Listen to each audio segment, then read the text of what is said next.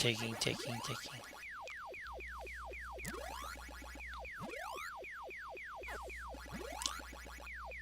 Good evening. Is this on? Good evening and welcome to Monday MAME 1980 edition. Tonight's date is August 31st, 2020, and this is my stream in which I play games on the arcade emulator that is known as MAME, which stands for Multiple Arcade Machine Emulator, I believe, something like that anyway. Yeah, so lately I've been just tackling 1 year at a time per stream, except the last time I tackled the entire decade of the 70s because there's not really a lot per year. But now that we're up to the 80s, we did about half the 80s, but we're going back to 1980. It seems to be like there's a good amount of content in a single year for 1980. And so let's get into that. By the way, I like to give a little bit of background, a little bit of context. I'm playing on my Retro Pi machine, which is a software stack that runs Linux and it sits upon a Raspberry Pi unit. And I have that shoved into an arcade cabinet that comes from, I can't remember the name of it, recroommasters.com. They're pretty good. And inside the cabinet from Rec Room Masters is an X-Arcade tank stick, which is a big heavy-duty arcade-style stick. You just kind of plop it in, and that's the gist of it. It's kind of like a store-bought kind of thing. A lot of people in the arcade cabinet scene like to put together their own cabinets, you know, design it themselves, cut the wood, put together the controls. But this is kind of a plug-and-play sort of thing almost. Anyway, this kind of front end you see here is called Emulation Station, and that comes with the Retro Pi software stack. All right, all that said, we can jump right into 1980. By the way, what you see here, that's the wrong menu. We're going to collections. You got to put together collections for kind of like just to group a bunch of games together. So I have unearthed a whole bunch of games from 1980. Some good, some bad, some of them in between. A lot of innovation happening in this year, though. It's going to be a lot of me saying, like, well, this is the first game that did such and such. Most of these are not huge names. You'll probably recognize a few of them, though. By the way, I have to apologize if you hear my toddler daughter screaming in the background. She's just trying to go to bed and having a little bit of a rough time, but don't mind that, please. Anyway, what else are they going to say, or is that about it? Should we just jump in? Oh yeah, one last thing. At the end, I'm going to play a 1980 game that is not an arcade game. It's going to be a classic game that existed only on home computers in that era, and it was first released in 1980. So that's kind of a surprise, and I'll load it up at the end. But if you can guess what 1980 game that only existed for home computers that I'm going to play, you'll get a virtual high five. So yeah, the chat, you would mention that kind of guess in the chat, the YouTube chat. I like to pay attention to the chat and chat back at you. All kinds of comments are welcome, as long as you're not a jerk about it. And anyway, all that said, let's begin with Armor Attack.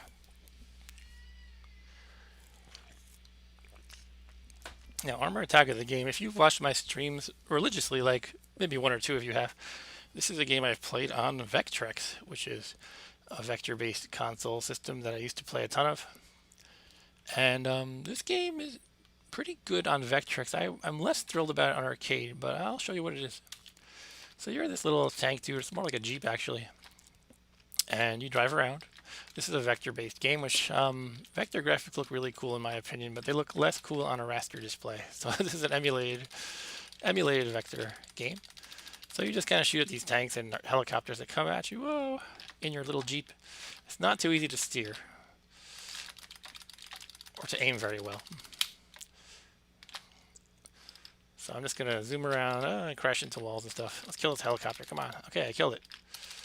And I killed the tank. Woohoo.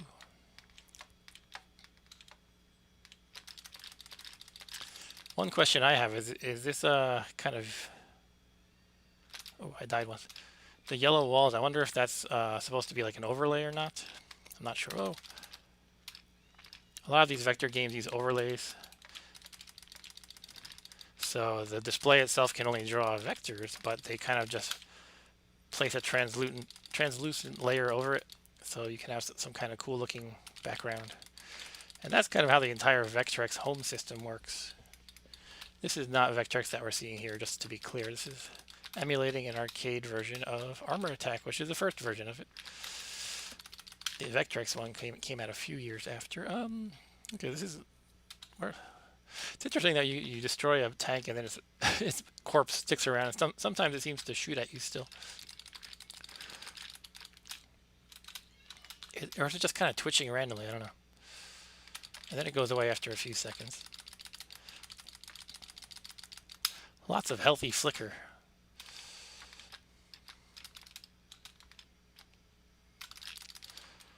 I always wondered if these emulators could sort of find a way to actually reduce flickering and such. Yeah, that dead tank just shot at me.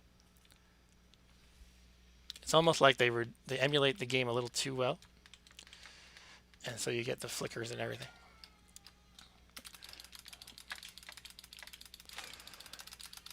Take that, you tank.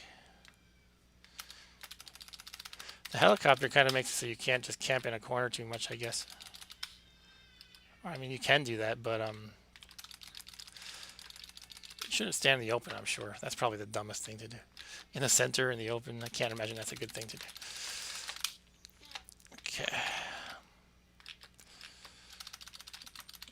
Go away, chopper. Get to the chopper.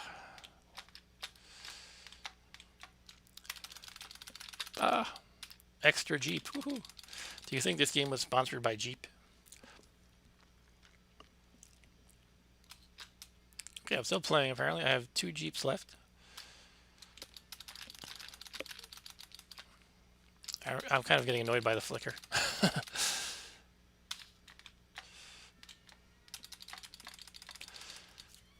Tank score plus 10. Okay, I think I'm dead. No, one more. Or does it count 0? You never know with these old games. Sometimes number 1 is your last life. Sometimes 0 is. Whoa, that was mission completed? What happened? I thought I just suicided or something. Okay, apparently I completed. Oh, I guess mission completed is game over. But that sounds like a positive thing, mission completed. Apologies for the baby screaming. I'm just going to pause for 1 second. Okay, I just had to check something. And that is Armor Attack. By the way, at the end of the entire stream, you can stay tuned, and I like to pull up a spreadsheet.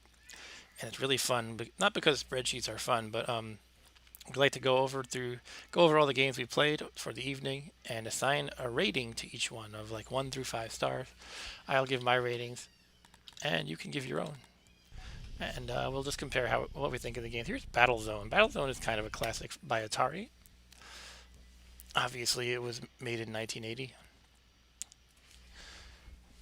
This has really weird controls. I was fiddling with it because all these games I try to just get working to begin with. You know, I don't really play them, but I load them up for like, you know, it could be 5 seconds or a minute, and just get all the controls working. So in this one, you actually have to use 2 joysticks to control your tank, and I don't remember what I shoot with, so let me check that quick. Which one is that? Like retro button. Retro 2A. Okay, I configured it to be this one. This is like right next to my right joystick, so I can just kind of slam on it easily, I guess. Alright, so this is our Star Wars-esque intro, sort of, Battlezone.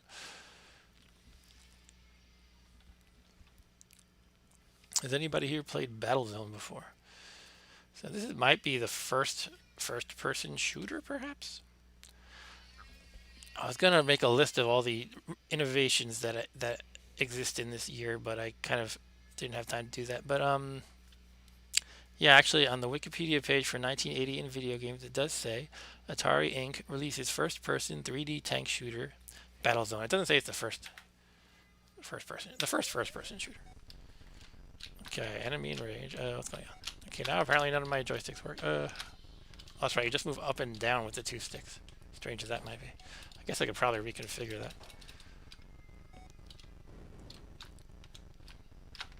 Man, how do I go forward? I thought I had forward working. Maybe I have 2 buttons?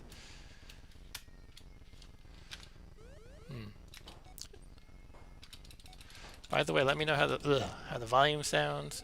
Ideally, you should be able to hear my voice over the game, but you should hear the game too. I think this sounds a little low right now. But I don't know. I'm kind of annoyed that I can't move forward, even though. Oh, here we go. You move. That's right. You move both sticks forward to go forward, and both sticks backward to go backward. It's like you're controlling each tread with a stick. Oh, shot again. Here's a UFO for some reason.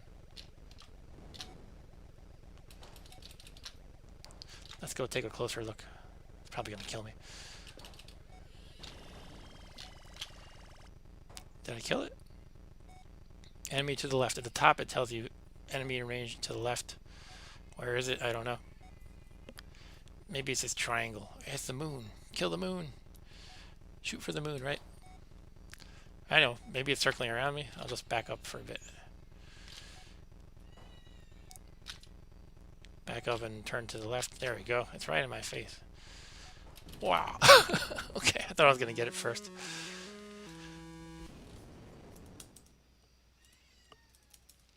Alright, let's check my volume level. I think they're a little low, so I'm going to increase them a little bit. Let's try this one again. I think it's worth trying again. Some of the games, not worth trying multiple times. This one's pretty good.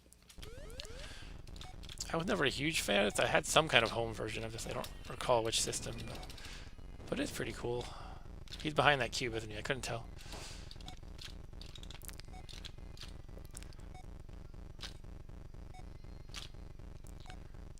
Guess you gotta lead him a little bit, like, ugh, he stopped moving, okay. Hooray, dramatic explosion, parts everywhere. Sitting duck, and yet I missed it anyway. Can those tank parts hurt you think? Probably not. Whoa, he's gonna kill me. There's a giant pyramid, we must be in Egypt. Let's try a long distance shot. Oh, well, he got the long distance shot, but I didn't. Whoa.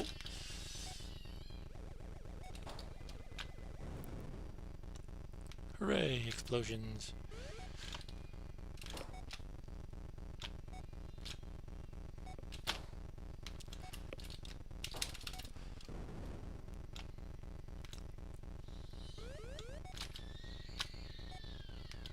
To the left. Whoa. No. I got it. Double KO, right?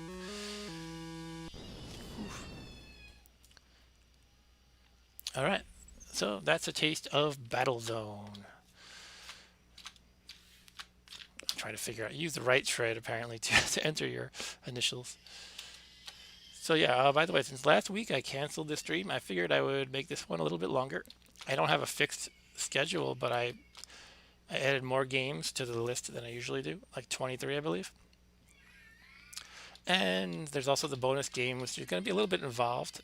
The bonus home computer game that I mentioned. So that one, we might spend, who knows, 20 minutes or a half hour on that one alone. Or not. We'll see how it goes. Play it by ear.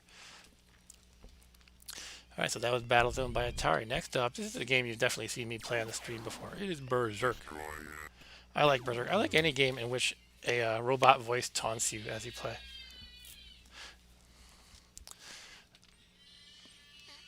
Yeah, I know you can definitely hear that baby, so apologize for that. But she'll probably fall asleep, hopefully soon. She doesn't take too kindly to going to bed. It's like a hard transition. That robot just mocked me. I don't know what it said, though.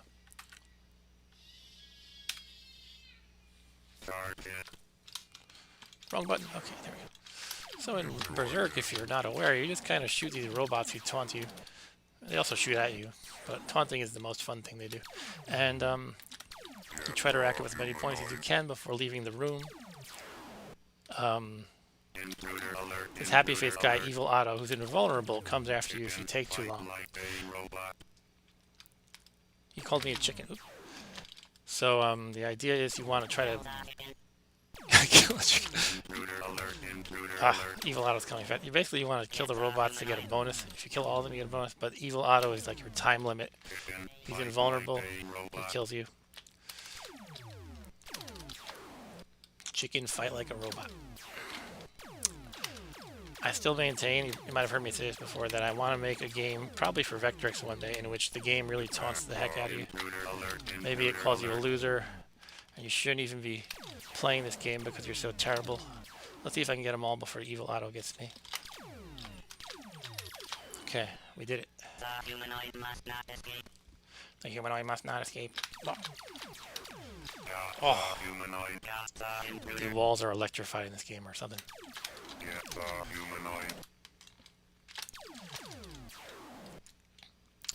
One thing about the levels in this game, it's a it's a simple game. There's not like really a geography to them. You just kind of go to a random room, so you can't backtrack or anything either.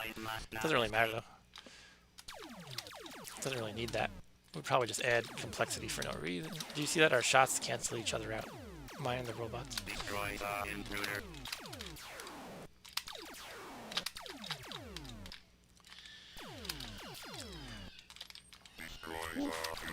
That baby's dying. Alright, we gotta escape the Otto. Only one guy, what's going on here?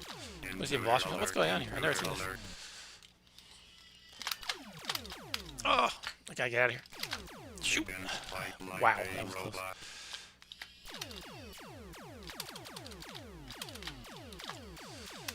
Oh! I saw that coming.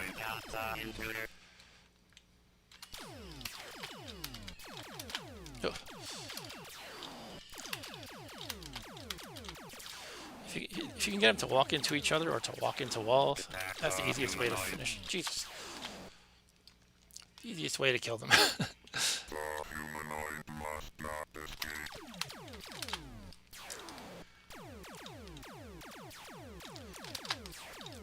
Sometimes I kind of like to imagine about how I could take an old game like this one and just kind of make modifications to kind of make it more.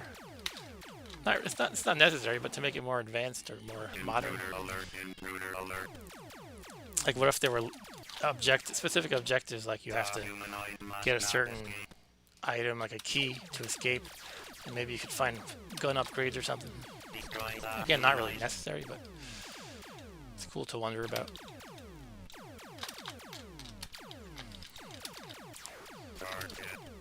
So the walls glow when you're near them to give you a hint that you're about to touch them, I guess. Jeez. Whew, this game's tough.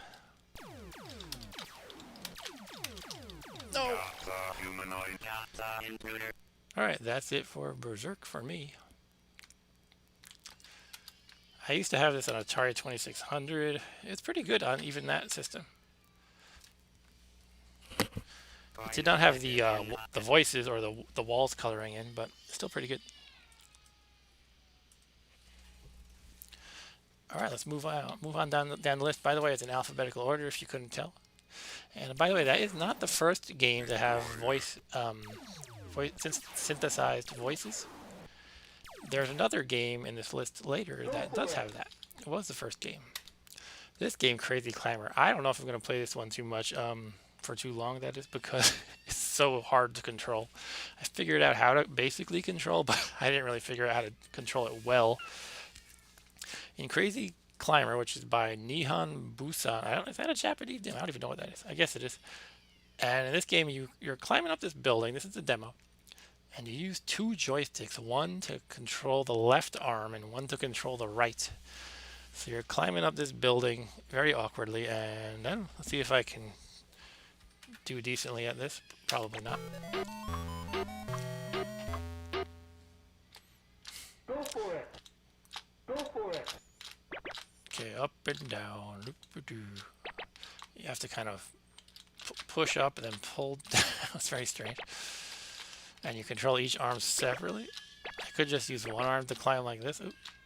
Maybe I go faster if I use two. I don't think so, actually. So far, so good. It's just those windows I have to look out for. But it does get crazy when this stuff happens. A guy dropping a flower pot on my head. So let's see. I have to figure out how to be able to move side to side quickly when a flower pot's coming. And I don't really know how to do that. I guess just kind of like this. Oh no! The game even yelled "oh no" at me.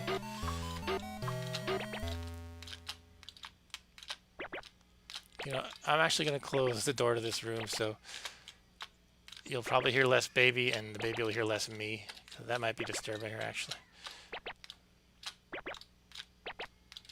Oh no, my hand.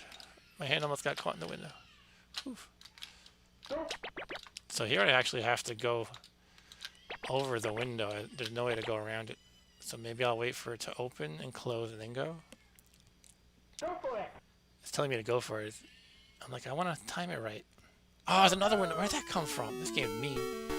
Okay, hold on 1 second while I close the door.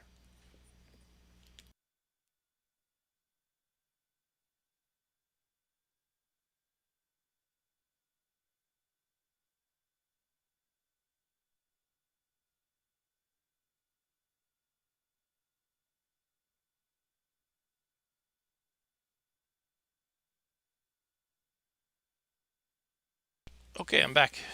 Yeah, if anybody would like to chat, by the way, I like to pay attention to the chat. I like to chat back at you. I like to hear what you have to say. Do you think the game is stupid looking or interesting or whatever you want to say? My eyeballs are on the chat. All right, let's try this again. This crazy climber. It's not an intuitive game to play. It's really awkward. Like right now, I have no idea why I can't even move my left hand. So I'm using the right one. I don't know. Now can I use my left? I guess so.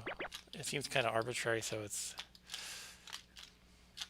I don't know. Interesting idea, but I don't think it's a good game. But at the end, we'll rate all the games on a 5-star scale. I'm already thinking about what I'm going to rate this. It's not 5 stars. We'll put it that way. Go for it. I'm trying to go for it, but I can't use my left arm all of a sudden. Only my right. Do you get tired in one arm if you use it too much? I don't know. If you do, there's no real indication of it. Come on. Go for it. Oh, I'm going to get caught in the window. Yeah, I don't know. I barely find it playable, to be honest.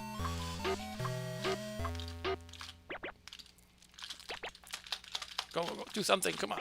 Okay. There's certain motions you can't do at times that don't make any sense to me. It's like, can't move the left arm now because the game decided so.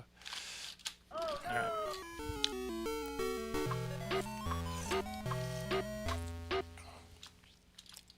What happens if I go into the empty space? Well, I didn't get a chance to. Alright, that's Crazy Climber. Crazy Climber has the dubious distinction of being the first game in which you use multiple joysticks. 2 joysticks to control 2 arms, I guess. According to the Wikipedia page I mentioned earlier, it says that Nichibutsu releases the vertically scrolling Crazy Climber, the first video game with a climbing mechanic and an objective of climbing to the top of a level. Okay. Next we have a very early game by a video game company you might have heard of called Nintendo. This is Hellfire. Hellfire was supposed to be released for Famicom, but it didn't happen for some reason. Famicom being the Japanese version of the Nintendo Entertainment System, the huge system that everybody knows here in the US. Anyway, this game was supposed to come out on it, but for whatever reason it did not. So this is a glimpse into Hellfire. In this game you are a submarine, and my volume is very low apparently, so I'm going to make a quick adjustment.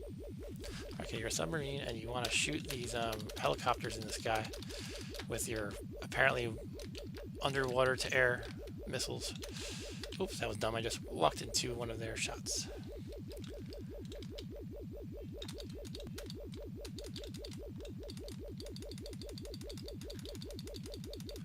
Okay, where are they?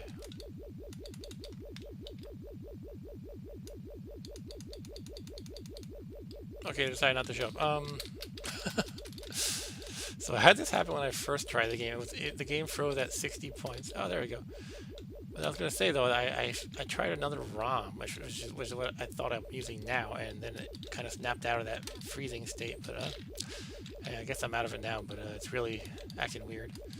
It's not really giving me too many enemies here.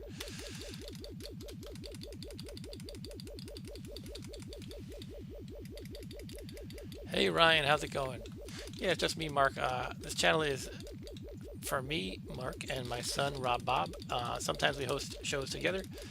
Tonight it's just me. Usually Monday MAME is just me. But yeah, I don't know. This thing doesn't seem to be functioning too well. I don't know. This particular ROM. I could fiddle with it a little bit, but I don't think I'm going to do that while you're watching.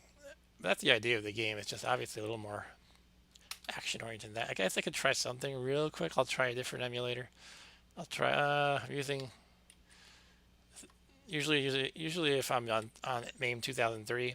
Sometimes if there's a problem, 2010 could help because it's a more recent version. So I don't know if going backwards is going to help, but I'll give it a shot real quick. Okay, it wouldn't even load. All right, let's skip that then. Next up is Indian Battle, which is going to be probably the least politically correct game on the list. It's just kind of a cowboys and Indians kind of thing, but you're the cowboy and you're only shooting Indians. So this is from Taito in 1980. And you're shooting Indians. And the music is 10 little Indians. Oops. Okay, so you basically have a whole mob of the Indians. There's ones, some of them shooting tomahawks or throwing tomahawks. There's like a cavalry at the top. Some of them come down low and attack you that way.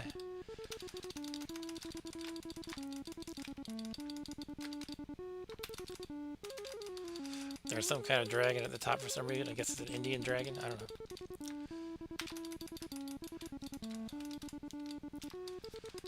The cactuses, I think you cannot shoot through them. They just seem to block your shots. I kind of get nervous when they come along the bottom because it's like not too much. Whoa, what's that? Some kind of disc. What I was going to say is not too much room to run if they come along the bottom. If they're running along the bottom, I don't know what you're supposed to do. So far, I've been lucky with that. Oh, what happened? Did I just get scalped? Ooh.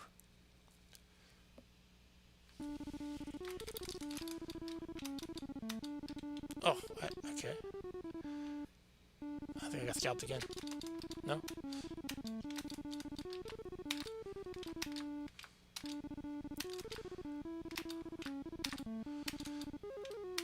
What is that thing? Is something coming out of the ground? I'm so confused.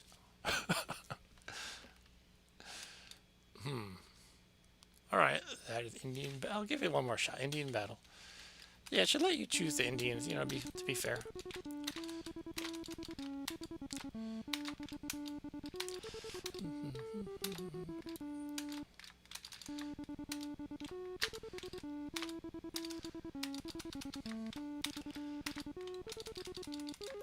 Okay, let's shoot that dragon.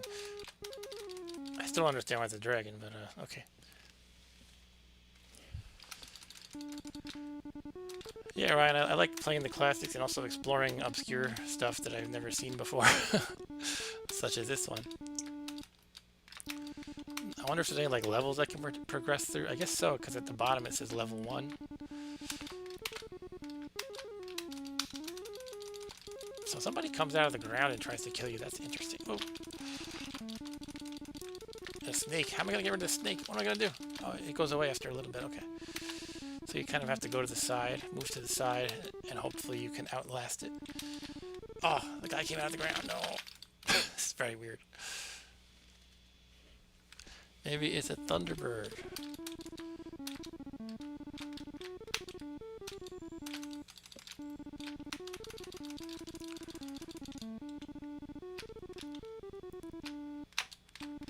Whoa. Okay, I killed the dragon or Thunderbird or whatever. I think I shot its egg or missile or whatever that thing was. Got 100 points for that. Oh. I'm not sure what's going on when it comes out of the ground. Do I have like a chance to do something to get out of it, or am I just dead? I'm not sure. Because it has like a little animation that takes a few seconds before you die. So I'm on level 2. There's a carriage now. I shot at it a little bit and it didn't do anything. I guess it's just blocking my shots. Oh, okay. I think I'm dead. Game over. Talking and playing is hard. I'm not good at most of these games anyway, but when I talk, it's even harder. Yeah, I'm glad you can relate. So next up on the list is Lupin 3. This is another game by Taito in 1980. And hold on one second. Did I have a note for this game? Let me see. I'm trying to remember why I even chose this one. Oh, I don't know. I just chose it randomly, I guess. This is a game where you're robbing, I guess, a bank. And I'm not going to judge it too hard just yet. I'll let you see it and judge. I think it's only a Japanese game. I'm trying to remember. There was something notable at this one, which is why I picked it. I just can't remember what it was anymore. Oh, I should have let the animation go. Okay, here it goes. So I'm coming down from the helicopter, like Mission Impossible style.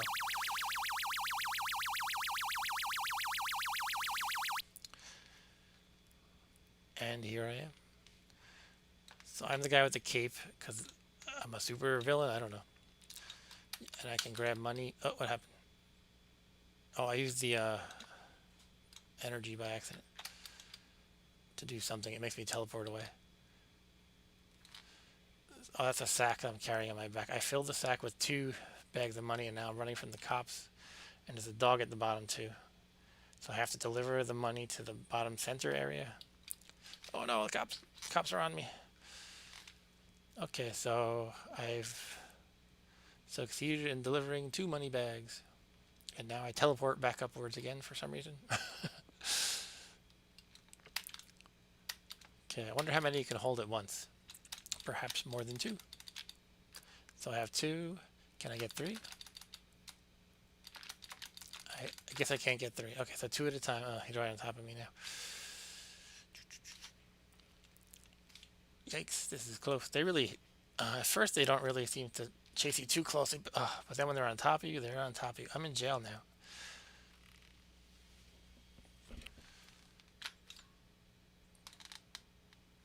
Feels ZX Spectrum. I never played that system. Is that the one that was mostly in the UK? I don't think it was here in the US. I was watching somebody play. I can't pick up the money anymore. I was watching somebody play ZX Spectrum. He was a Scottish guy. Okay. Oh. All right. So this game is. That's my judgment of it.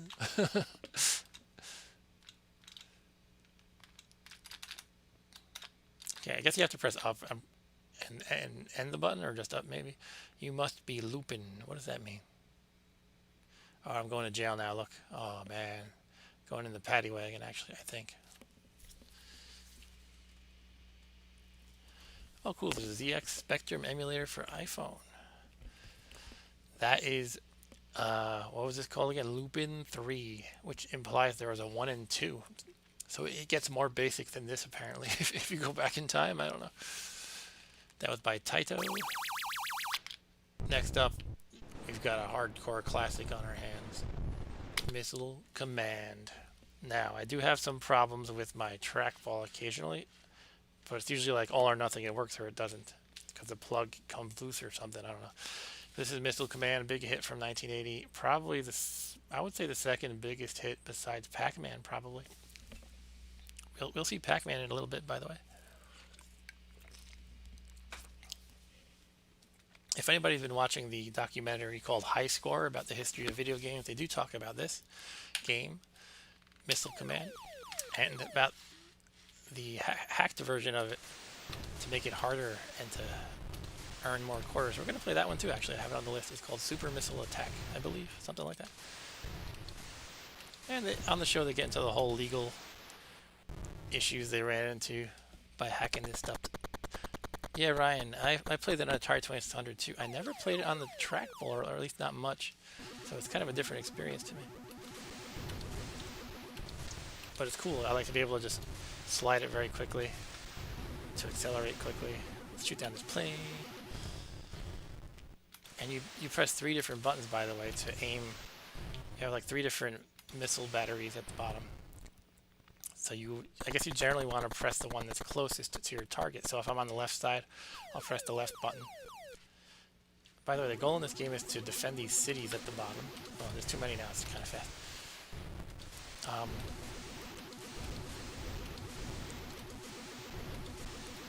Gotta protect the cities from these nuclear missiles. I guess they're nuclear. Pretty scary stuff. I'm doing terribly now. I'm out of missiles on the center and low on the right, but I still have some on the left. So I took some hits. I got a bonus city, so I got to kind of recharge a little bit. What is that thing? Alien? A satellite?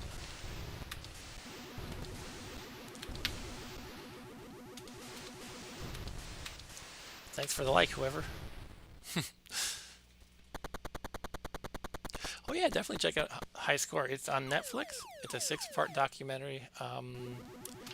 It's really cool. As a kind of gaming nerd, I can nitpick some things, but it's really good. It gets the broad strokes pretty well. You know, I guess there were some things I had a problem with, like, well, they didn't even mention in television. I loved it. Oh, I'm all out of missiles. But yeah, generally it's really cool. High Score, the documentary.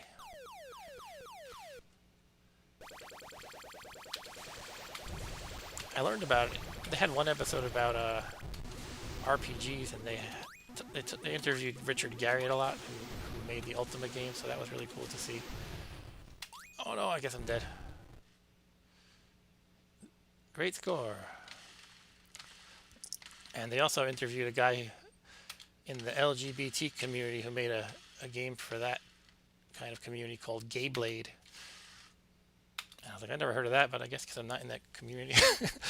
But that game is actually lost to time, so people are trying to find it somewhere. Gay Blade. Anyway, that was Missile Command. Great game. And we're going to see the hacked version of it too. In the show High Score, they talked about how the guys who made the hacked version, they had this game in their, I think it was their own little arcade, and they brought in like $600 in the first week, and then $400 in the second, and then $200 after that, and they were like, how can we make this game more interesting to keep people addicted or into the game? Until they made a separate PCB you could hook up to this one, and they sold it as well. They like advertised it in magazines. You can like get more mileage out of your Missile Command game. Anyway, there was a whole legal issue with that and everything though. So next up is probably something like a Space Invaders ripoff, but it's called New York, New York. So we actually have quite possibly the only instance of a game named after a Frank Sinatra song. Someone can fact check me on that one. I don't know. Maybe I'm wrong. New York, New York, you must save New York. So, I played this for, like I always say, I test out the games beforehand to make sure they work, to make sure the controls are decently configured. And this doesn't look like a great game, possibly, but let's give it a shot anyway. You get to see the Statue of Liberty in the background, at least. Yeah, Gay Blade, if that's what you're talking about, it apparently was kind of a way for the gay community to vent about people who were oppressing them. So there's like characters in the game like big muscly jerks who harass you, and I guess you get to kill them or something. I don't know much about it. Anyway, this is New York, New York. I don't know what those spinning things are, but I think I should shoot them.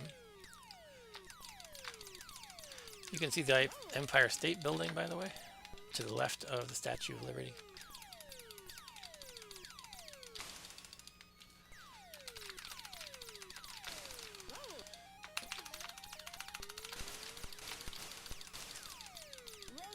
But yeah, I can nitpick a lot about High Score, so I was kind of thinking, well, it's fine if they want to talk about Gay Blade, but how come we're not talking about a lot of fundamental RPGs like the whole Bard's Tale series or Wizardry? I don't know. They can't cover everything, so. And they touched on Ultima. I would have been annoyed if they didn't touch on Ultima, because I loved the Ultima game.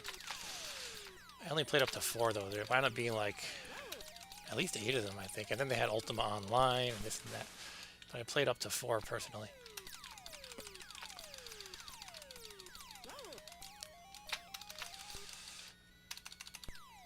So something about the Statue of Liberty, it keeps flickering and it makes me think it's not just a background and that somehow it's going to be some kind of interaction with it, but I'm not sure.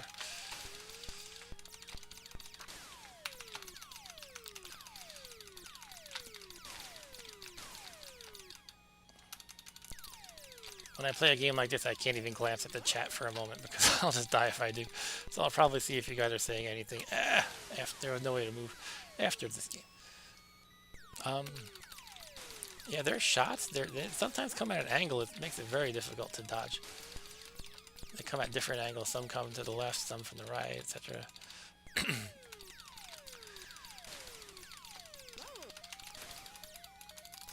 I still don't know what the spinning blade is. It takes a couple of hits and changes color each time. But these aliens do that as well, I guess.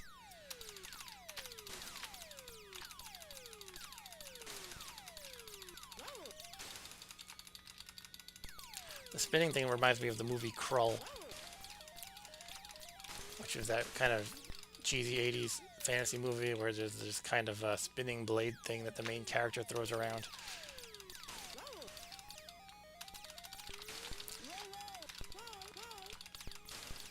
Did it say something? I have the volume on really low. I should turn it up a little bit. Let's see if I can do that quick. I'm gonna die though. Oh no. Oh, damn. Died trying to change the volume. Okay. Last life, last life.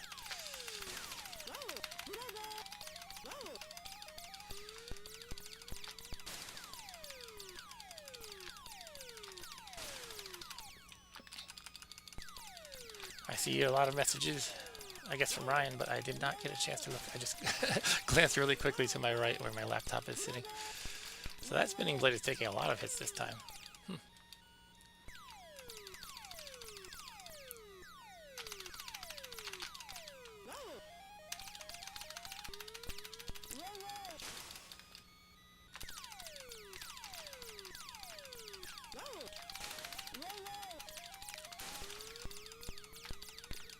Alright, this isn't bad. It's not super super interesting, but it's keeping me focused. It's challenging.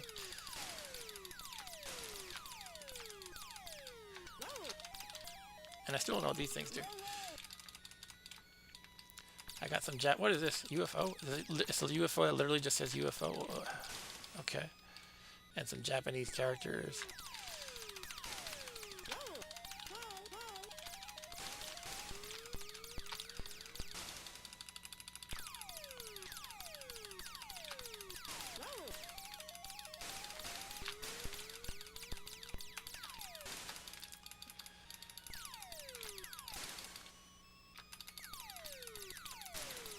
One up and two up.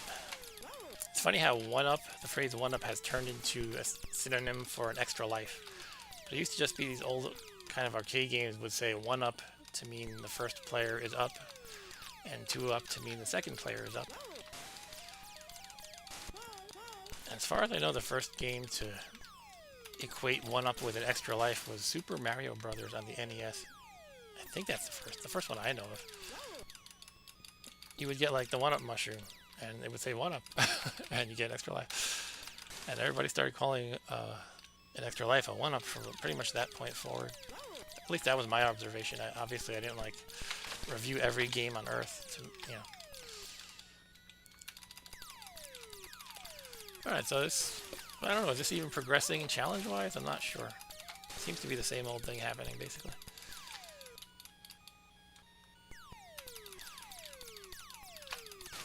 And I almost never last this long in a kind of Space Invaders style shoot 'em up that I haven't played before, so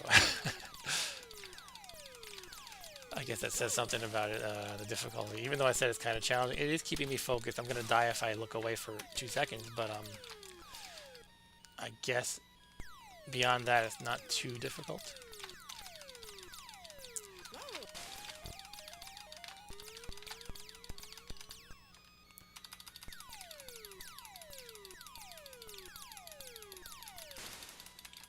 I don't know why it keeps flashing 0 in yellow under the top score. Okay, it changed. It changed to 300. I don't know what's going on. I'm missing a lot of them, by the way. Maybe I need to be more aggressive and go for more points.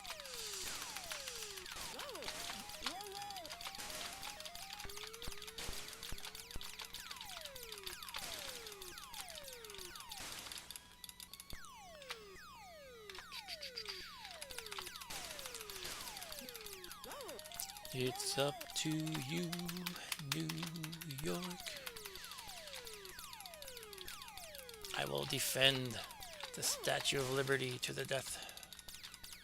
It's flashing. Is it going to blow up? Does it always flash when the UFO comes? And now it's red, and now it's blue again. Huh. Alright, I think I'm going to quit the game because I don't see this getting much more interesting. So that is New York, New York by who? I don't remember by who. Okay, I'm dead now.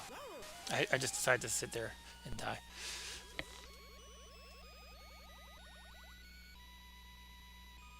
Sinatra game, it should be a mafia simulator. Shoot everything basically. I love Ultima. Played Ultima Exodus for I did play it on NES too. I also had it on Commodore. That was Ultima 3 Exodus. I played basically 1 through 4. And Alcalabeth, which is also known as Ultima 0. I had that one for Palm, believe it or not, Alcalabeth.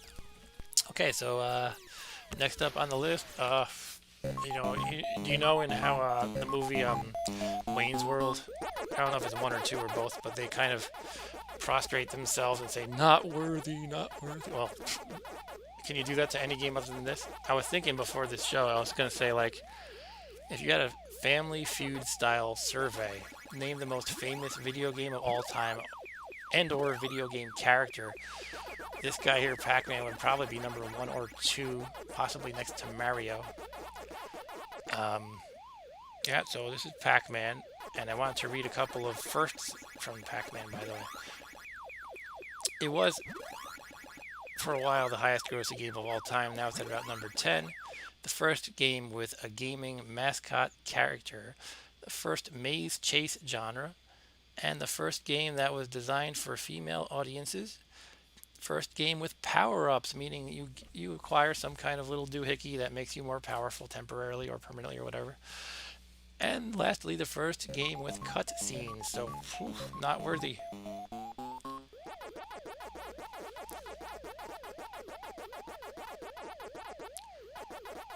Hey, Herbal. Alright, let's play some Pac-Man. How's the volume sounding, guys? I'm trying to make sure the levels are not too bad. Okay, it looks like they're pretty good. Here we go, folks. Pac-Man. Now, maybe I'm making preemptive excuses, but I find it very hard to play Pac-Man and Ms. Pac-Man with an 8-way joystick, which is what I have. So you'll probably see me go, I didn't want to move that way. But, you know, it is what it is. Let's just play.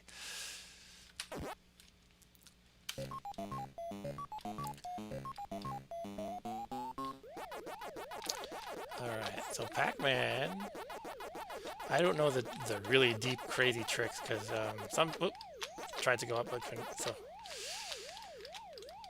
again. So the ghosts, AI, if you will, their logic is deterministic, meaning there's no randomness involved in their decision. If you're over here and they're over there, they make the same decision every time. So some crazy good players...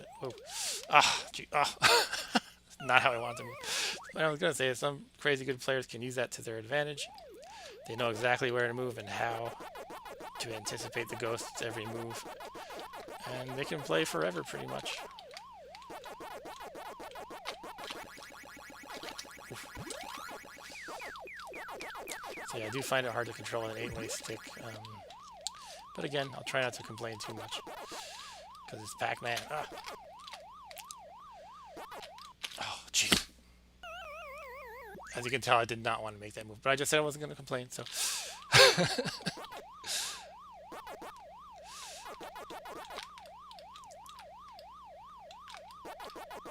I guess I just need to figure out how to get really precise with my movements.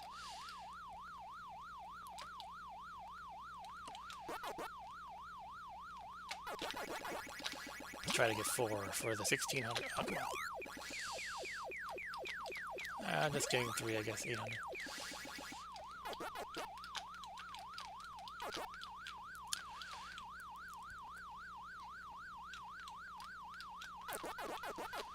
Okay.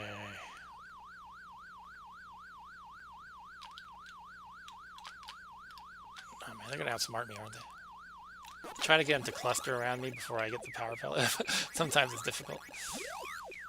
Can I get all 4? I'll be happy if I can get all 4 at once. Alright, we did it. And now hopefully I don't die trying to get the remaining tiny bit of... Oh, jeez. Oh, come on, come on, come on. No, go, go! Okay, level 1 down. That's, I won't say it's an accomplishment, but I feel less bad that I didn't exhaust all my lives on the first level.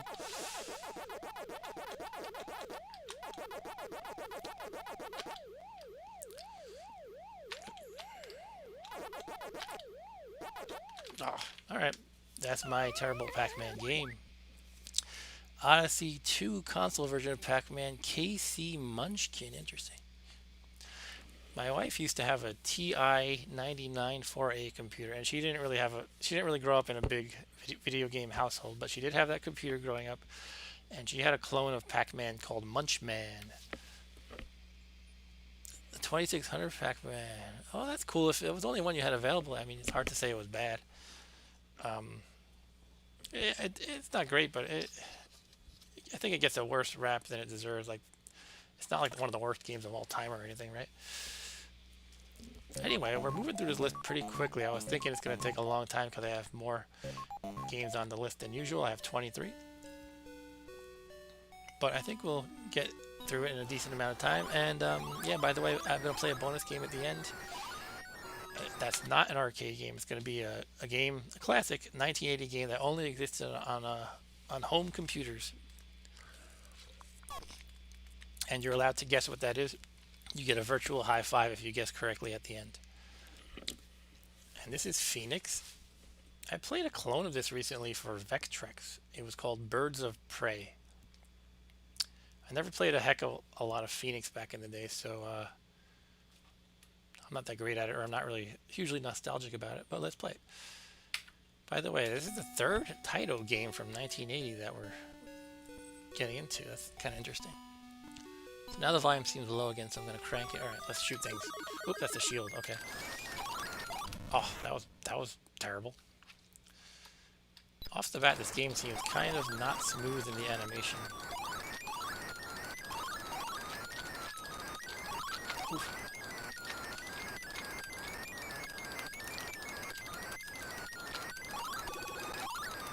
But yeah, the TI 99 4A, I never had that, but I got the emulator set up on this machine, which is a retro Pi machine. And, you know, I definitely earned a lot of husband points from my wife for surprising her with that, because she got to get nostalgic a bit and play some games from her youth. Like the Pac-Man clone, Munchman.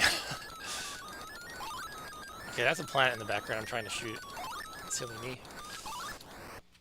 So this game has, maybe it's the first game that had first kind of Galaxians-ish game in which you could use two buttons. You have a fire and a shield.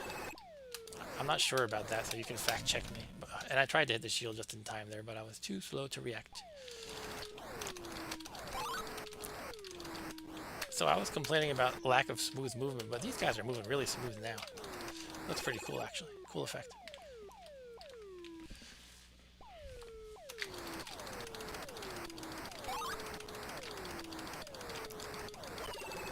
Do you get more points if you shoot them when they're in bird form? Oh, that's right. You can shoot off the wings one at a time. I forgot about that. I feel like I've seen a different game do something similar. Was it Demon Attack? Oh.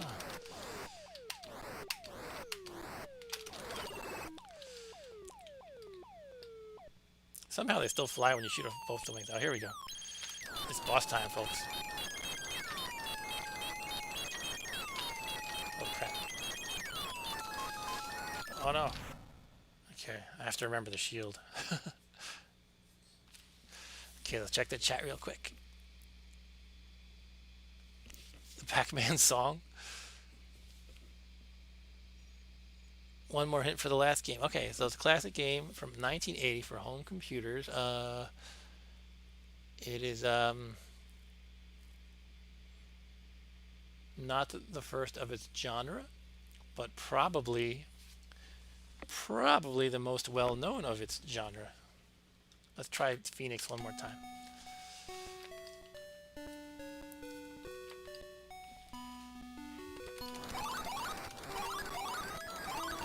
So I'm not going to say if anybody's right or wrong with their guesses. That is a good guess. Rogue is a good guess.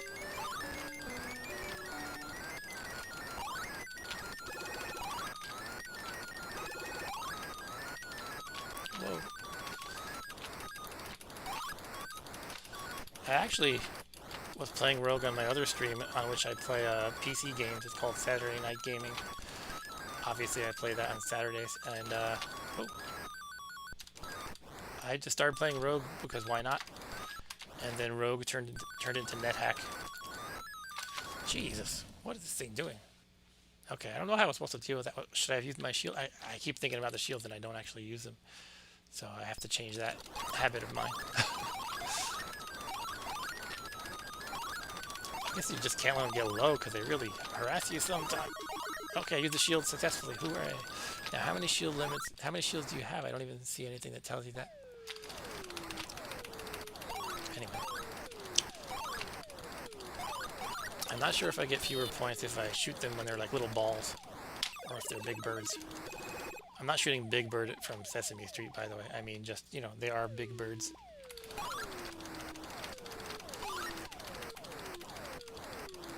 So it might be interesting if you could shoot Big Bird from Sesame Street. You could have a shoot 'em up game with all Sesame Street characters. It could be a game in which Oscar the Grouch finally snaps. I don't know. Everybody wants to shoot Elmo, right? So, wow. I'm actually using the shields decently now. Cool. Alright, let's see if I can beat this alien boss. So I guess you want to kind of dig through one area. Jeez, there's so many. Are my shots going right through these little guys, or is it just me? Could be I'm just barely missing them.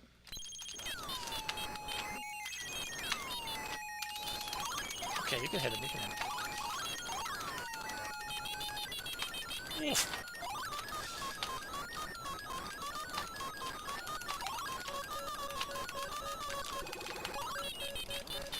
Okay, let's finish him like in Mortal Kombat. Don't. Alright, yeah. I'm happy with myself now.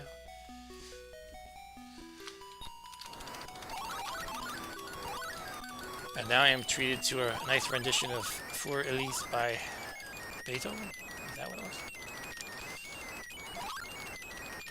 Berzerk is also a good guess.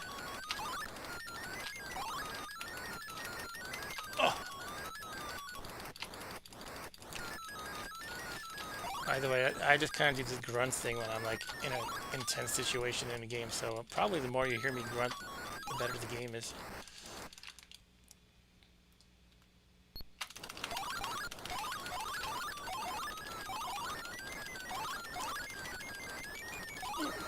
See? Grunting all around. Maybe there is no shield limit? I don't know. I kind of assumed there would be, but... interesting.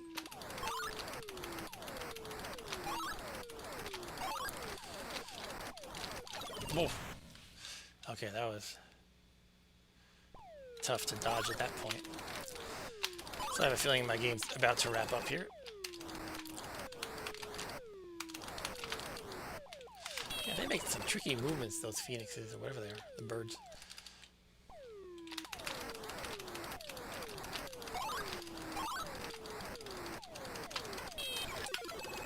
Oh, the shield wore off at the worst moment. Game over. Good game. The original Rogue off eBay. Oh, you bought the one from Epics, perhaps?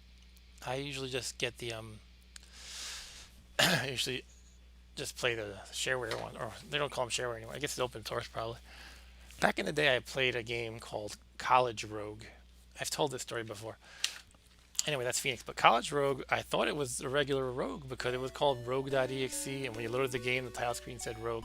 And only years later did I learn that I was playing like some college students like imitation of Rogue. So I played Rogue for the first time a couple weeks ago on my Saturday night gaming stream. By the way, hi Arturo. I didn't realize that was you here talking about Rogue. I'm just taking a refrigerator water break. Yeah, so the baby's asleep. You don't have to hear her anymore. Rally X. By the way, there was a first for Phoenix in the wiki page I was reading. What did it say about Phoenix? I thought there was something about Phoenix there. Let's see. Okay, the multi-stage Phoenix sports one of the first video game bosses in the form of a purple alien in a mothership. So they won't commit to the first boss, but one of the first bosses. Anyway, next up is Rally X. Rally X is the first game with a bonus round. It also features multi-directional scrolling.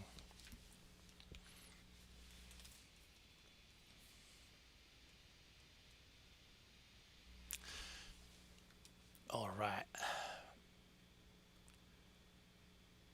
I thought that was Yar's Revenge on the right for a second. Does anybody know what I'm talking about? So all these arcade games, when they boot up, it kind of shows a bunch of garbage on the screen for whatever reason. It's doing a video test, perhaps. I don't know. So instructions: by dodging red cars and rocks, clear 10 flags before fuel runs out. All right, let's go. Da, da, da, da, da. Which button is gas again? Let's see. Maybe you don't have a gas button. That's right. You can leave smoke behind you. I think that's the only button. Oops. Okay. That was bad. So you don't want to go in the grass, apparently, if that's even grass. Oh yeah, that's right. On the right, you see these yellow dots indicate where the yellow flags are, and you have to gather them all. Oh, not easy, not easy.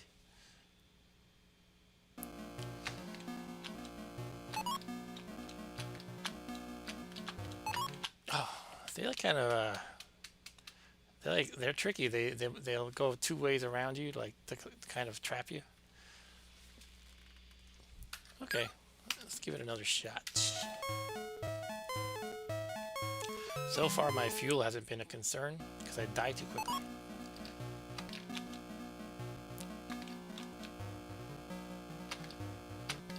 There's the flag. Ah.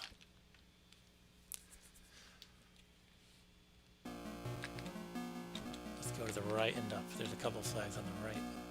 There's one, two. Here's another one a little bit up. Oh no! As you can see, I'm terrible at this game.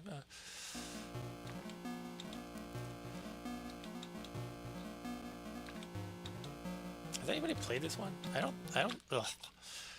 think I've even heard of it. But in my search for games from this year, it came up in a few different places. So I guess it's kind of notable.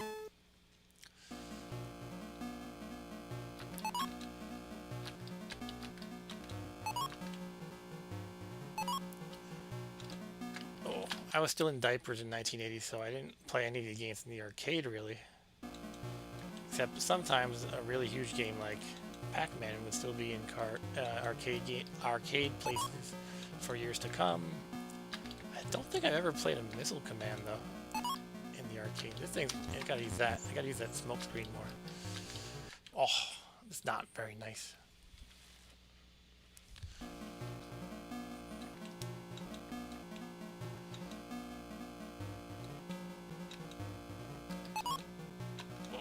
Smoke screen. I wonder if the smoke screens cost me fuel or anything. Oh, jeez, this is really hard. Wow. Okay, that is Rally X. I don't feel inclined to keep persisting on that one.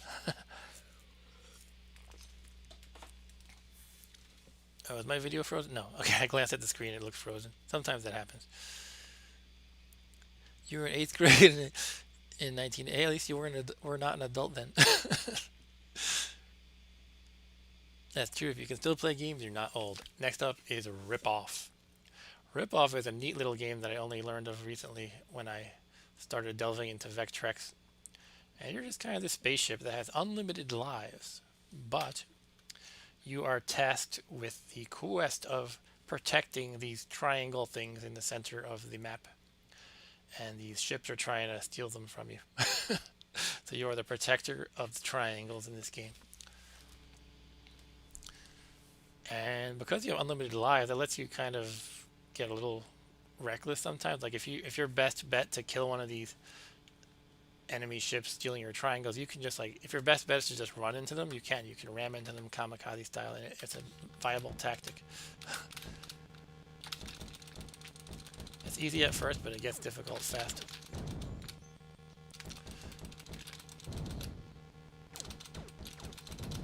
Okay, so every time you die, again, you don't lose a life, but the cost is you have to wait a second to respawn, and you're all the way in the side of the map at that point, so they have a good chance to steal your triangles. Man, they got one. they shoot too, which is not easy.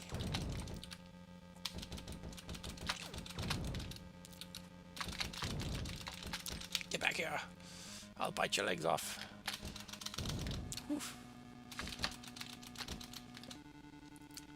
Again, though, a Vectrex game, a vector game on a raster display just doesn't feel right, but it's decent. Oh.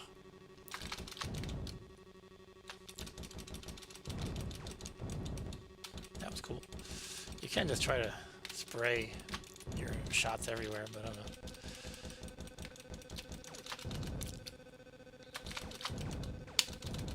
Cool. Get back here! Oh, one left. Oh, no. Oh, well, that's game over. And that is a taste of rip-off.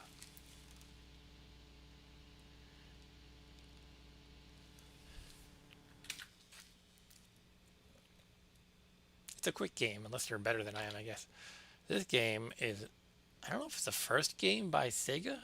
I think it's the first I have found in my research, though. It's called Samurai, and I know, Arturo, you like this kind of feudal Japanese kind of stuff. I don't expect too much in this game. Again, I always load the games and test the controls and stuff. I was not too excited by like the graphics and stuff. Anyway, this is Samurai. This seems to be a Japan-only game. A lot of games were not released in the U.S. If they came from Japan, they didn't always make it to the U.S. So you're just this kind of red samurai guy swinging a sword at these other guys. And here we are. Kill them, chop them up. And there's this blue thing at the top. I don't know what it is, but it throws like shuriken at you or ninja stars. It looks like somebody kind of crawling around.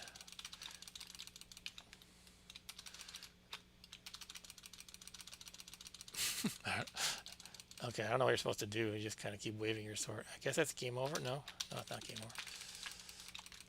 I can't read Japanese, so I don't know what it said. It's kind of like you're in a big arena fighting samurai, and the crawling guy at the top shoots shuriken at you. And there's some kind of grappling hook that comes at you sometimes.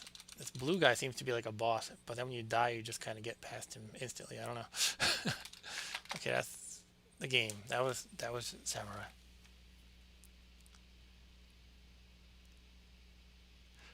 Alright, I don't know if it's worth trying again, so I'll skip it. Next up, now after the success of Space Invaders, I learned that there's Space Invaders Deluxe, Space Invaders 2, and I'm a little hazy on this, but I also read there was a Space Invaders Part 2, which is not the same thing as Space Invaders 2.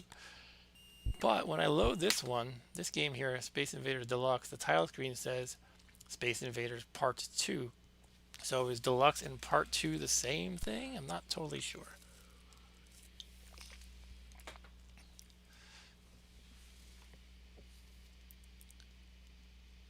You attack him when his sword is up? Yeah, that would make sense probably. Instead of me just pounding on the button. Okay, this is Space Invaders Part 2 or Deluxe, I don't know.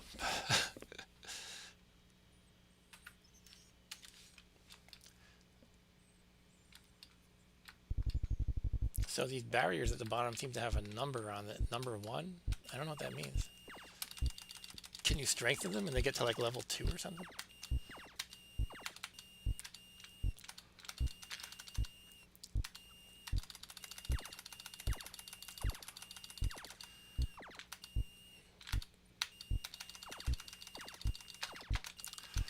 Never that good at this game, or I'm not really good at any of these games from the arcade in the early 80s, but I usually find I try to take out a column, like the frontmost column, so that way it'll take longer for it to hit the edge and come down a level. Okay, I missed the UFO.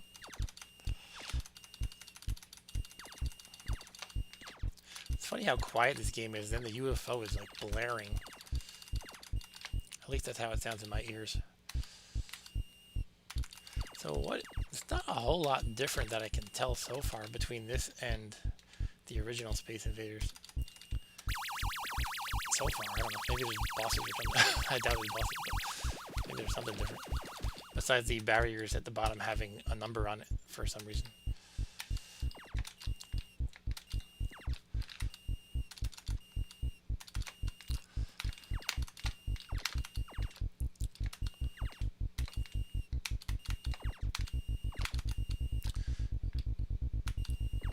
Here we go, folks.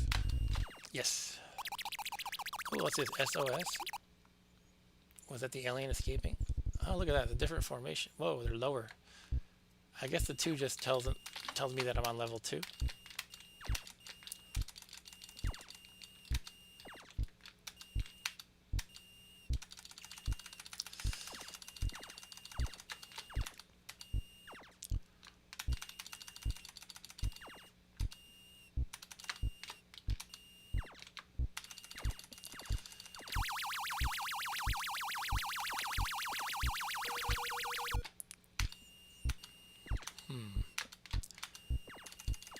Wait, what's going on here?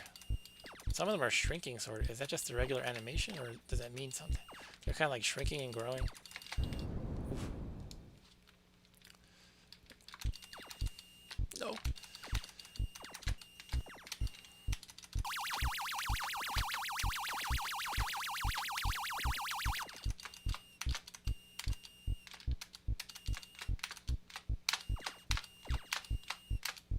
It's getting pretty intense now.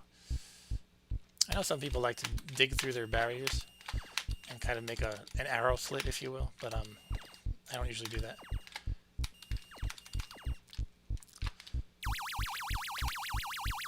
Oh, I missed. No, get back here. I'm terrible at those UFOs.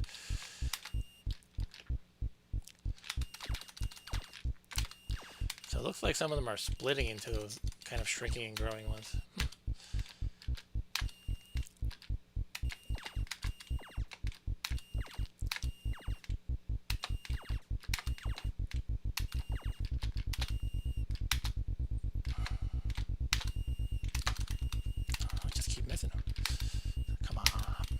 One left. Got it. SOS, SOS. Yeah, run away. You coward. You're yellow.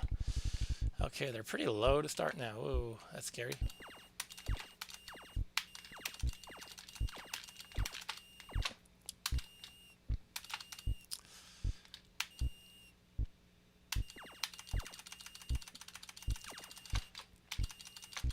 Oof. I like to tell a story about how in the original Space Invaders, the whole enemy speeding up as you shoot them down is, my understanding, what I've read is it wasn't really by design, it was accidental, because the processor they used couldn't keep up with all these aliens on the screen. It was kind of going at the maximum speed it could go, and as you wiped them out, there were less processing for it to do, so it would just naturally go faster. And they decided to keep that in as kind of, part of the game, although it was accidental. Alright, that is Space Invaders Deluxe. My Vectrex, I'm sorry. Yeah, everybody knows about my Vectrex. I never got it fixed. I apologize for that. It's mostly about finding the time, and I do have a 4-day weekend coming up, so I do plan on getting into that. I'm not going to promise anything, but I do want to get that fixed. So I'm going to try to get at least started with that project. I have all the capacitors I want to replace. Hopefully that's even the issue, but they should be replaced anyway, probably. Anyway, here's Space Invaders 2, which is an interesting take. On the original Space Invaders, you have 2 ships at the top and bottom, and you can play it 2 players, I believe. Although for now, we've only got me, because I am lonely. But yeah, there's an AI-controlled guy at the top, if you only play 1 player. So I play this, yeah, like I always say, I test out the games ahead of time, and this one, I don't know. I kind of like the idea a lot, but it didn't really feel right for some reason. I don't know how to explain it, but I'll give it another chance.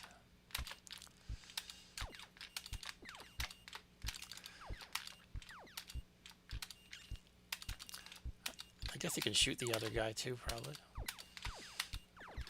Let's try to kill him. Ah, he dodged.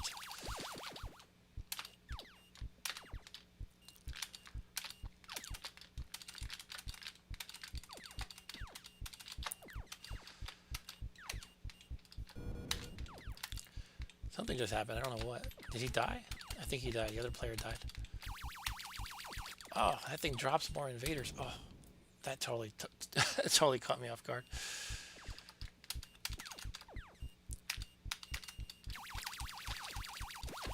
So I guess you need to shoot that guy that just zooms by before he drops more invaders on your head. Cool.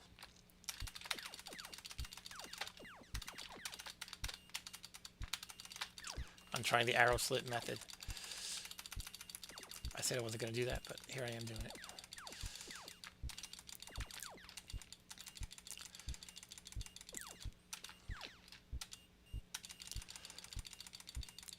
You can shoot much faster in this game than in the original. And you move faster too.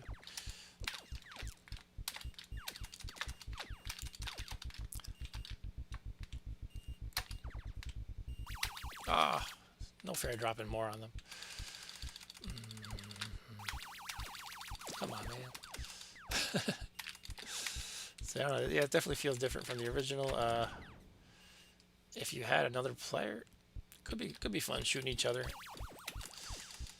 Overall, I think I like the original Space Invaders best. I have no complaints about Deluxe though. Okay, I'm doing terrible. Apparently, I made it to the next level. Level 3. Oh, okay, that was bad. Alright, that's it for Space Invaders. Nope, that's not it. Space Invaders 2, which is not the same thing as Space Invaders Part 2.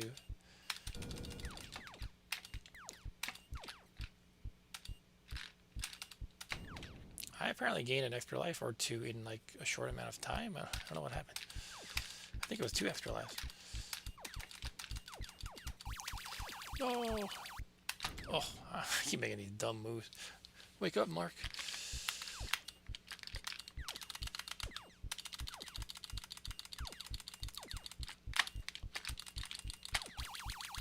Get back here, get back here.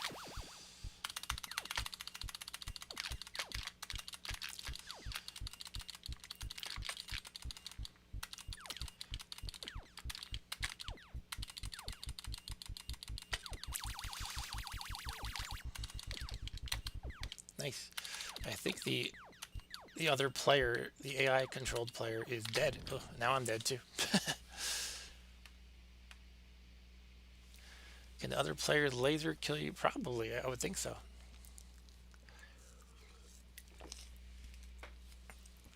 All right. Oops, I don't want to play again. Okay, that was Space Invaders 2, not Space Invaders Part 2. Next up is Space Panic.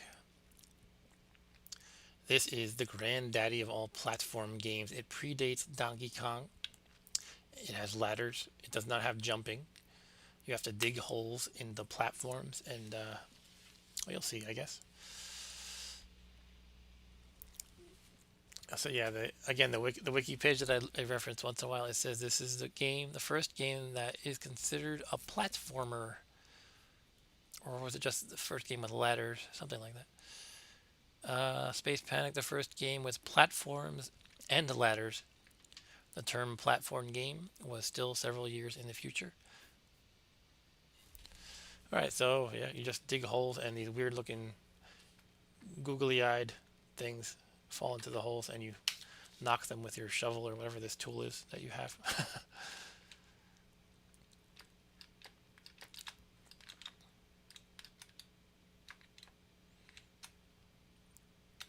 You bop them in there. Oh, okay, I did it wrong apparently. I think I didn't dig the hole deep enough. This reminds me a little bit of Hayankyo Alien. Does anybody know that game? That's getting pretty obscure. Shoot. Although that one was kind of an overhead view, I guess you could say. It had the kind of mechanic of you dig a hole and then you fill it in when the enemy falls in.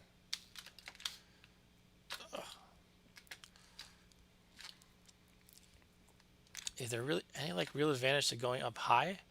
Like I don't really see the objective except to just kill them, I guess. Come on.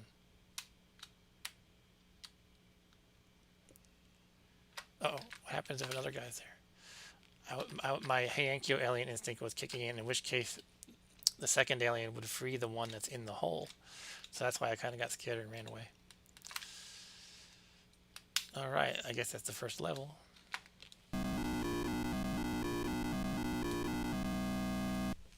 That was the worst music I've ever heard in a video game.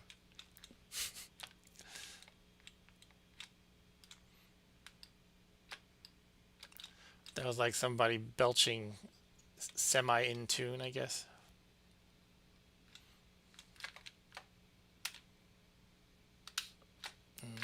No. No, no, no. Can't move. Okay. Come on. I'm not in a good position here, am I? Let's go. Let's run for it. No, no, no. Shoot, I'm dead. Maybe I can keep digging when he's in it. I don't know.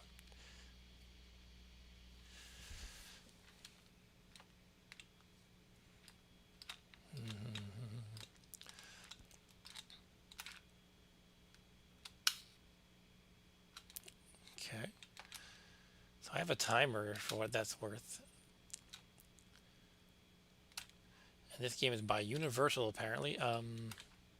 And I also have an oxygen limit at the bottom. Is that separate from my time? Like, what is that about? That's weird. So this game decided to implement two different timers, apparently, for your lifespan. Whoa, what happened? It turned into a butthead. Turned into like a Pac-Man with the mouth pointing upward. It's still alive. Oh no. What do I have to do to kill it? I'm dead.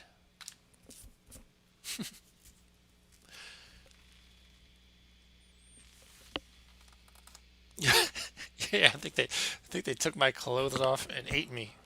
Well, that's Space Panic. It is the first platform game with ladders, apparently. Oh, that one I have to make fall through two holes, the green one. And the next one is three holes. Okay. At least there's some kind of sense to it, I guess.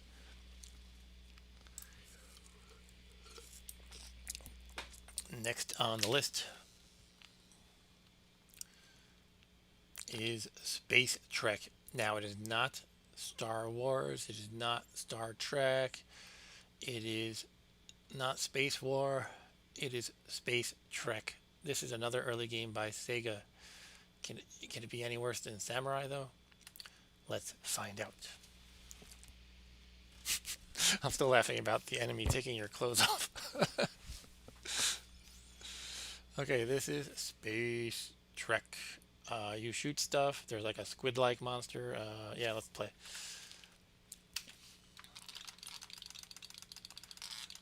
Die, Squidly. Squidward. I like a lot of Sega games. I don't know if they really proceed to enemy, but I was gonna say I don't know if they really came into their own until well after 1980. Well, at least it's some variety. That's pretty cool. Oh. Then again, Phoenix had variety too. I have a barrier button I can press. Another game with a shield. The controls are very like kind of, they don't feel smooth somehow, and you move around very slowly. It feels like I'm kind of stuttering as I move and shoot at the same time.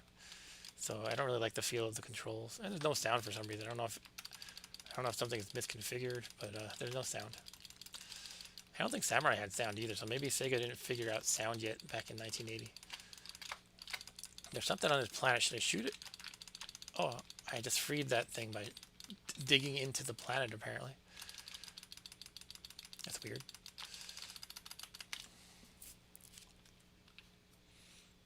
Well done. Proceed to round two. Okay. Round two, fight. Oh, don't do this to me. Come on. Oh, I can wrap around. Okay. That's convenient.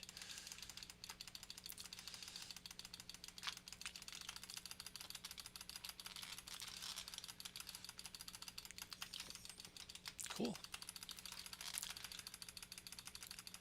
I'm going to dig into the planet again as soon as I can.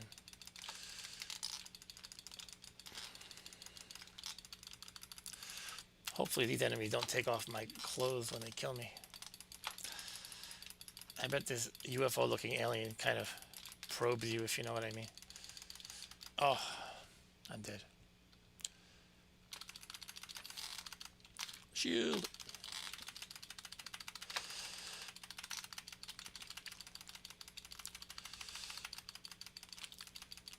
Interesting choice of colors. The kind of magenta and cyan remind me of anybody who knows those two colors in combination. If you know what I'm thinking, it's basically it reminds me of CGA graphics for early PCs, which was so bad. There was four colors. Not the whole game isn't like that, by the way, but just those two colors in tandem remind me of CGA because it's the magenta and cyan.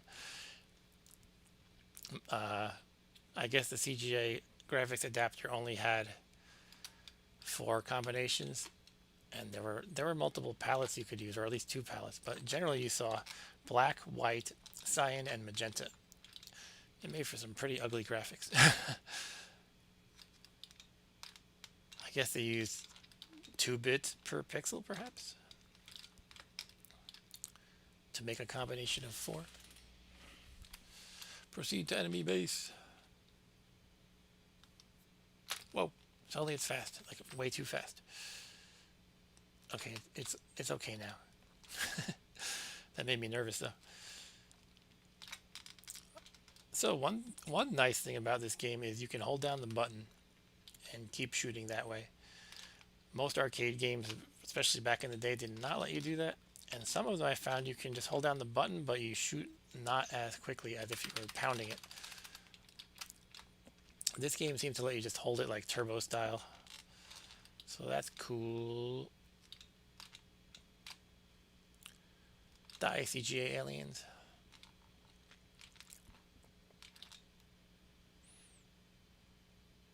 Oof. Oh, I thought I died. Let's dig through the Swiss cheese planet on the top right again. I want some cheese. Oh. Get back here, alien. What's this red thing anyway?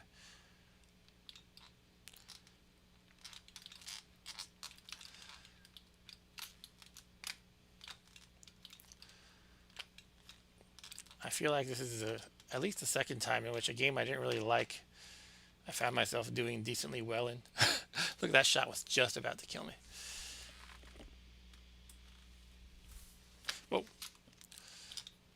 Every time I take a glance at the chat, I'm like, holy crap, I'm about to die.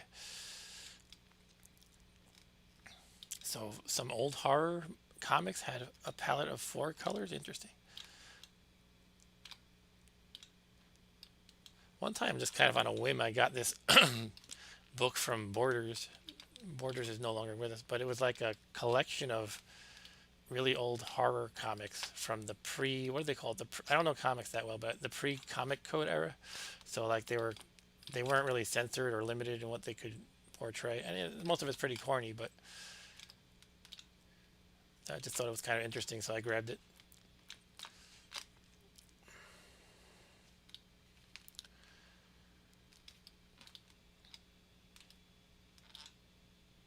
It was kind of like not literally Tales from the Crypt, but stuff from that kind of style in that book. Anyway, starting to lose interest in this game. I'm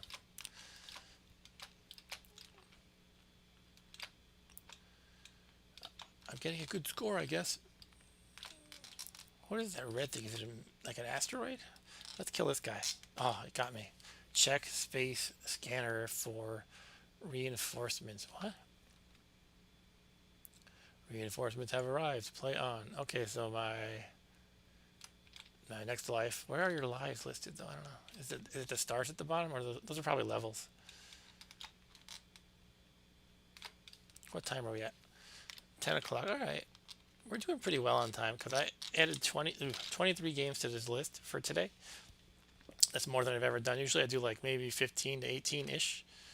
I don't really keep track, but I knew I was adding more games than usual, so I was kind of afraid that we might run until like midnight or something. But I think we're doing okay on time. Kill the sun. Oh, that one tricked me. Do I work from home? Yeah, I do. Ever since the pandemic, I've been working from home. Are we locking up here? Oh, game over. Oh, okay. Why did it say proceed to the enemy base and then just suddenly game over? That's weird. Am I on a time limit? But yeah, I work from home lately. Normally I commute from the suburbs of New York to New York City itself. It's a long commute. And I had work from home option before the pandemic, but now it's all work from home.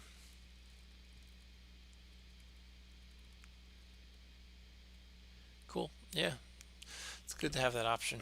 Uh, Next up is Star Castle. This is another game that I like on Vectrex. Star Castle is notable for being the inspiration for Yar's Revenge.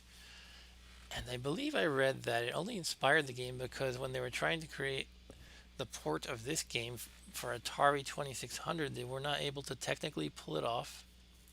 So they wound up making Yar's Revenge.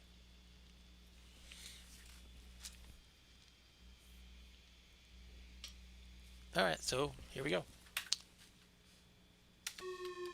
It's a good game. I like it on Vectrex. It's difficult. It's really difficult. So you're just trying to shoot through the various walls, like it's 3 layers of this enemy in the center.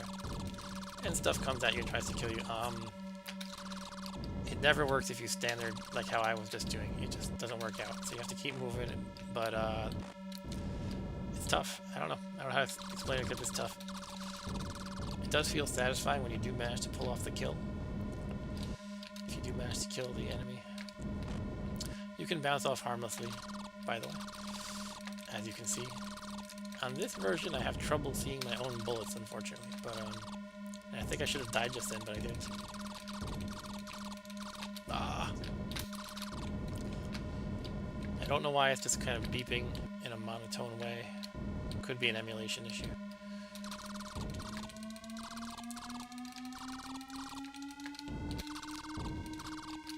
So as soon as you open up the central guy, he shoots at you nasty, like it's a really fast-moving projectile that it fires at you, so you can't get too close or it'll just own you.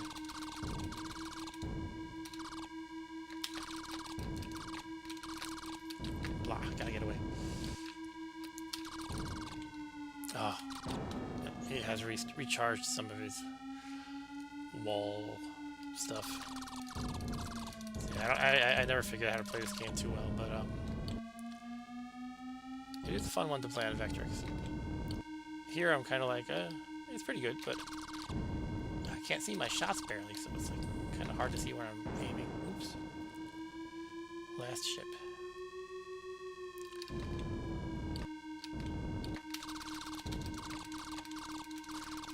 Let's try doing what I said you shouldn't do. Yeah, gotta move. Oh, it shot. You see that? The guy in the center shot because I freed it, basically. So we have to try to get in that hole that we've dug out. No, alright, that's a glimpse into Star Castle.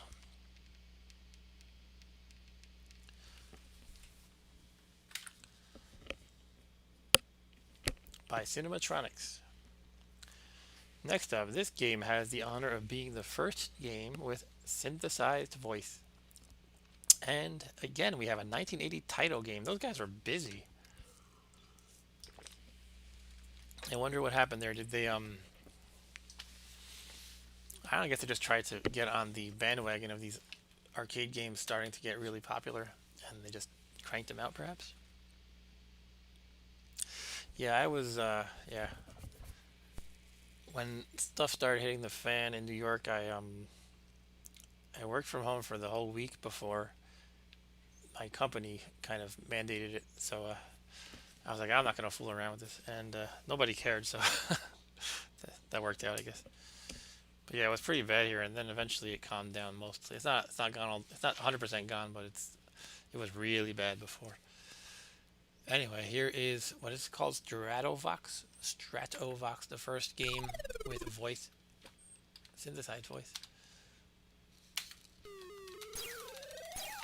Okay, this is another kind of sort of Galaxian-ish game. Oh, that person's gonna die. Did I shoot the person? Oh no, I feel bad. Okay, I think he said help me, but now I just let him die, unfortunately.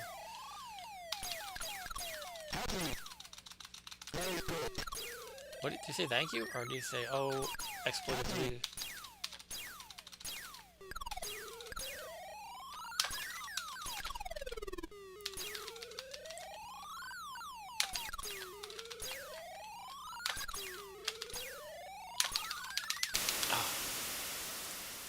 How come I don't get to say oh expletive? Bonus 0. That's how good I am. Was he saying walking or working? Working? Walking? Is he saying Joaquin Phoenix? See, games like this, when there's an artificial boundary and you don't know it's there, that's very dangerous. So I couldn't move left any farther than I already was, so I just got totally owned there. Oof, this is hard. Game over. Rocky, Rocky, Rocky, and Bullwinkle. Okay, let's try again. I don't have much hope for this game, though. It seems like I don't know. I like that it introduced a synthesized voice. Again, I want to make a game one day where I have the game insult you in various ways and try to get really creative with it. I'm thinking maybe at the level of Arlie Ermy in Full Metal Jacket. Kind of just really laying it on you.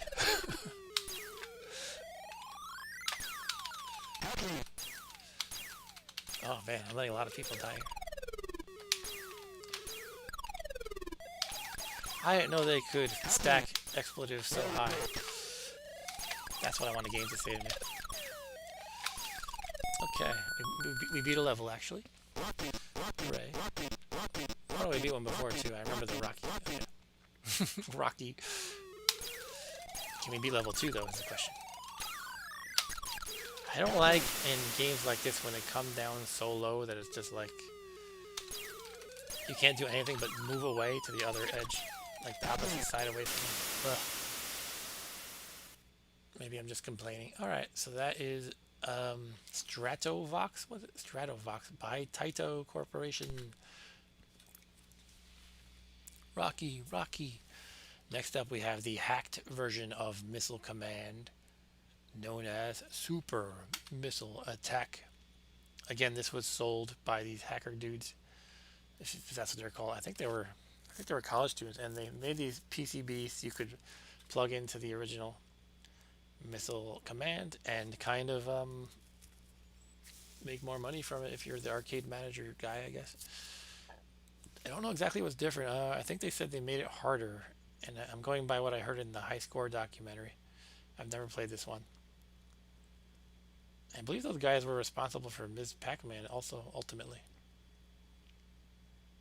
Anyway, let's jump into Super Missile Attack.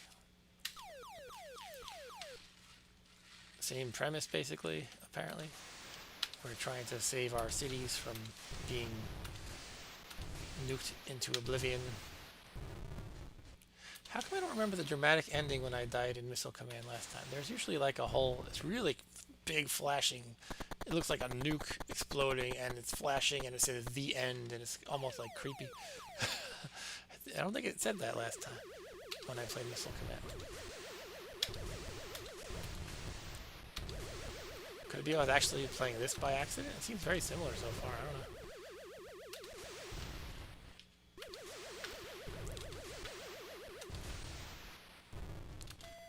Not sure what to make of that.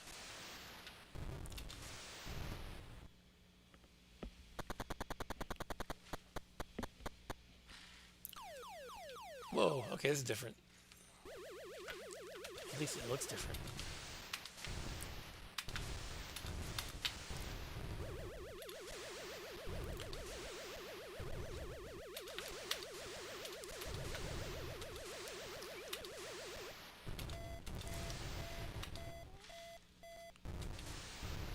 Okay, we're surviving. Staying alive. Staying alive. Bonus points.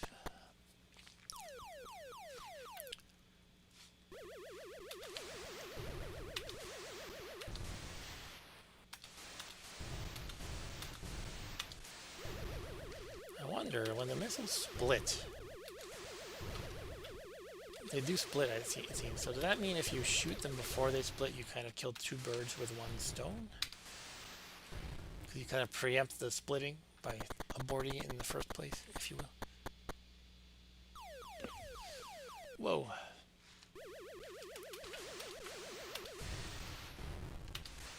Okay, they're going fast now. Too fast for me right now.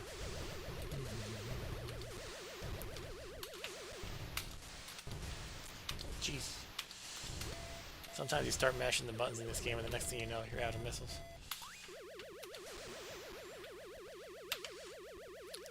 Guess when it comes to shooting a missile or that satellite thing, you should go for the missiles. Bonus city, hooray. This white is kind of bright. What is that? Okay. Oh, come on, it's dodging. Oh my god. I must sound like a noob to anybody who's played this game before.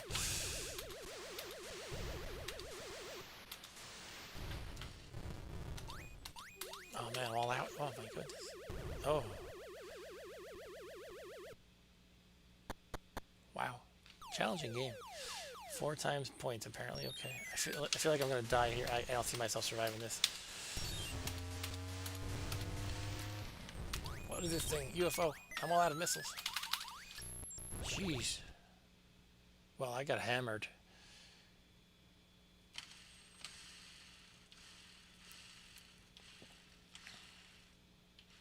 M. I kind of like using the trackball for this kind of thing. It's really slow with the joystick usually to scroll through all the letters. Alright, that's me, MPW. And that is super missile attack. Let's check the chat real quick. Oh.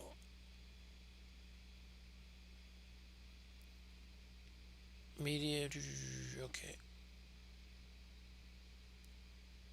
You should be 70% boring if they're doing a good job. I agree with that. It should be mostly boring because they're just reporting on facts and not sensationalized kind of stuff. But good luck finding that, I guess. Alright, so next up, we're getting to the end. We have 2 more games on the arcade list.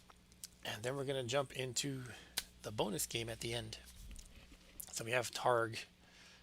I don't even know if this is a decent game. I just saw the name Targ, and it reminded me of that weird monster from Star Trek. That weird creature. It's called a Targ.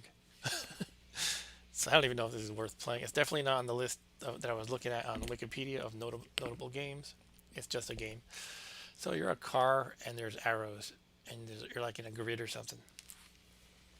Maybe you're in city blocks. I don't know. It's all right, Ryan. You can chat whatever you want about whatever you want. All right, so here we are. We're a car driving along, and we're shooting at these red things. You cannot turn around. You can only turn right or left, which kind of makes sense if you're in a car. Well, you can reverse in a car, but you know what I mean. Oh, when I pressed down, I think I slowed down. So you can probably speed up by pressing up. I was not aware of that. Actually, you move up to move in the direction of up. It's not like you. I don't know what's going on, to be honest. I somehow slowed down, I think. But you know, if I'm in an intersection, I can move down to move down, right to move right, etc. You're not like turning left or right. You're just moving in the direction you want to go. So we have a new enemy apparently, and I got a lot of points for killing it. Wow, 1,000.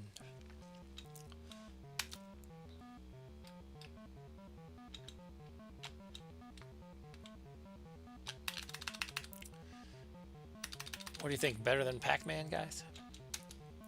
Better than Missile Command? This is by Exity.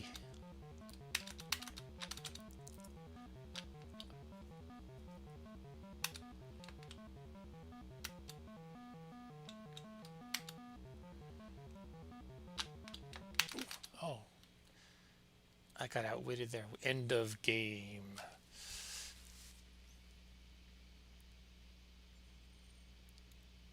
Atari Age. Oh yeah, this homebrew stuff. I'm actually looking to get into the homebrew scene myself. I'm determined to make my Vectrex game one day. And again, the game's probably going to insult you. No, I have some actual gameplay ideas yet that I haven't fully fleshed out. But all right, I don't think I want to play this again because it's not very good, frankly. All right, last on the list is Wizard of War, and then I need a bathroom break. But this is Wizard of War, which is a really cool game. It's 2-player, but when you play single player, the other player is controlled by the computer.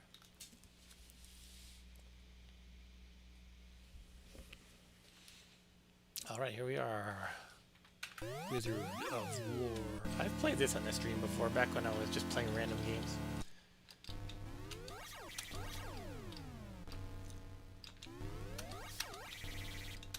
It's funny, I was used to playing that last game with the car, so I was expecting my guy to keep moving in a direction. Okay, I've slain the other player. I don't know if you're supposed to be... Excuse me. I don't know if it's better to be killing the computer player or letting him help you defeat the monsters. But I feel like he's going to kill me if I let him, so I might as well kill him first. Preemptive attack or something.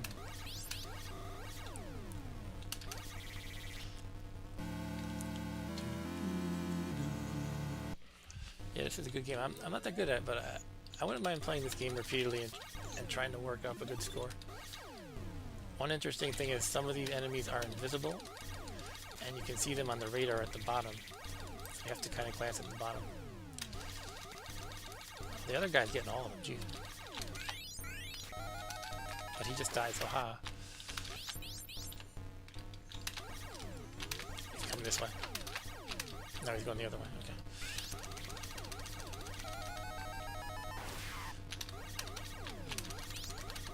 Hooray, Warlock. Let's kill the Warlock. No, I did not get the Warlock. Oh, I see, it goes to the opposite end and escapes. That's right, I forgot about that. For some reason I have a memory of playing this for the first time in the game room of a hotel when I was on vacation with my family. So of course that's what I did, on vacation. I had to check out the video games at the hotel. What year was that, though? I don't know. Probably late 80s or early 90s. I hadn't played this game prior to that, if my recollection is correct. Okay, so you can wrap around like Pac-Man. Sometimes you just gotta pound the button and pray. A lot of these red guys come. Okay, Warlock. Oh, he's going the other way now. Oh. Okay. Speaking of the homebrew scene, I thought there was... Somebody made this for Intellivision, was it? Recently? I thought I heard something about that.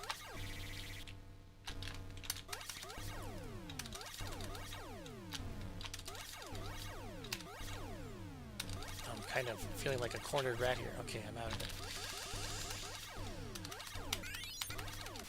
Oof. That wide open space is kind of scary.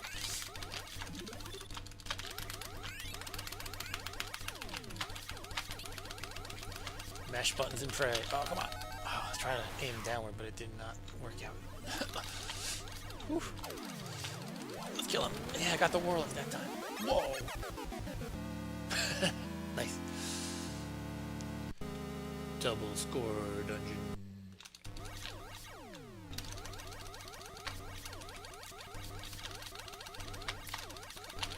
I'm not killing a lot of guys yet. Alright, there we go.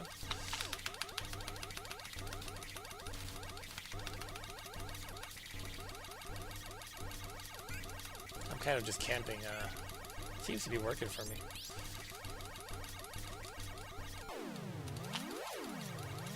He's gonna get away. Yeah.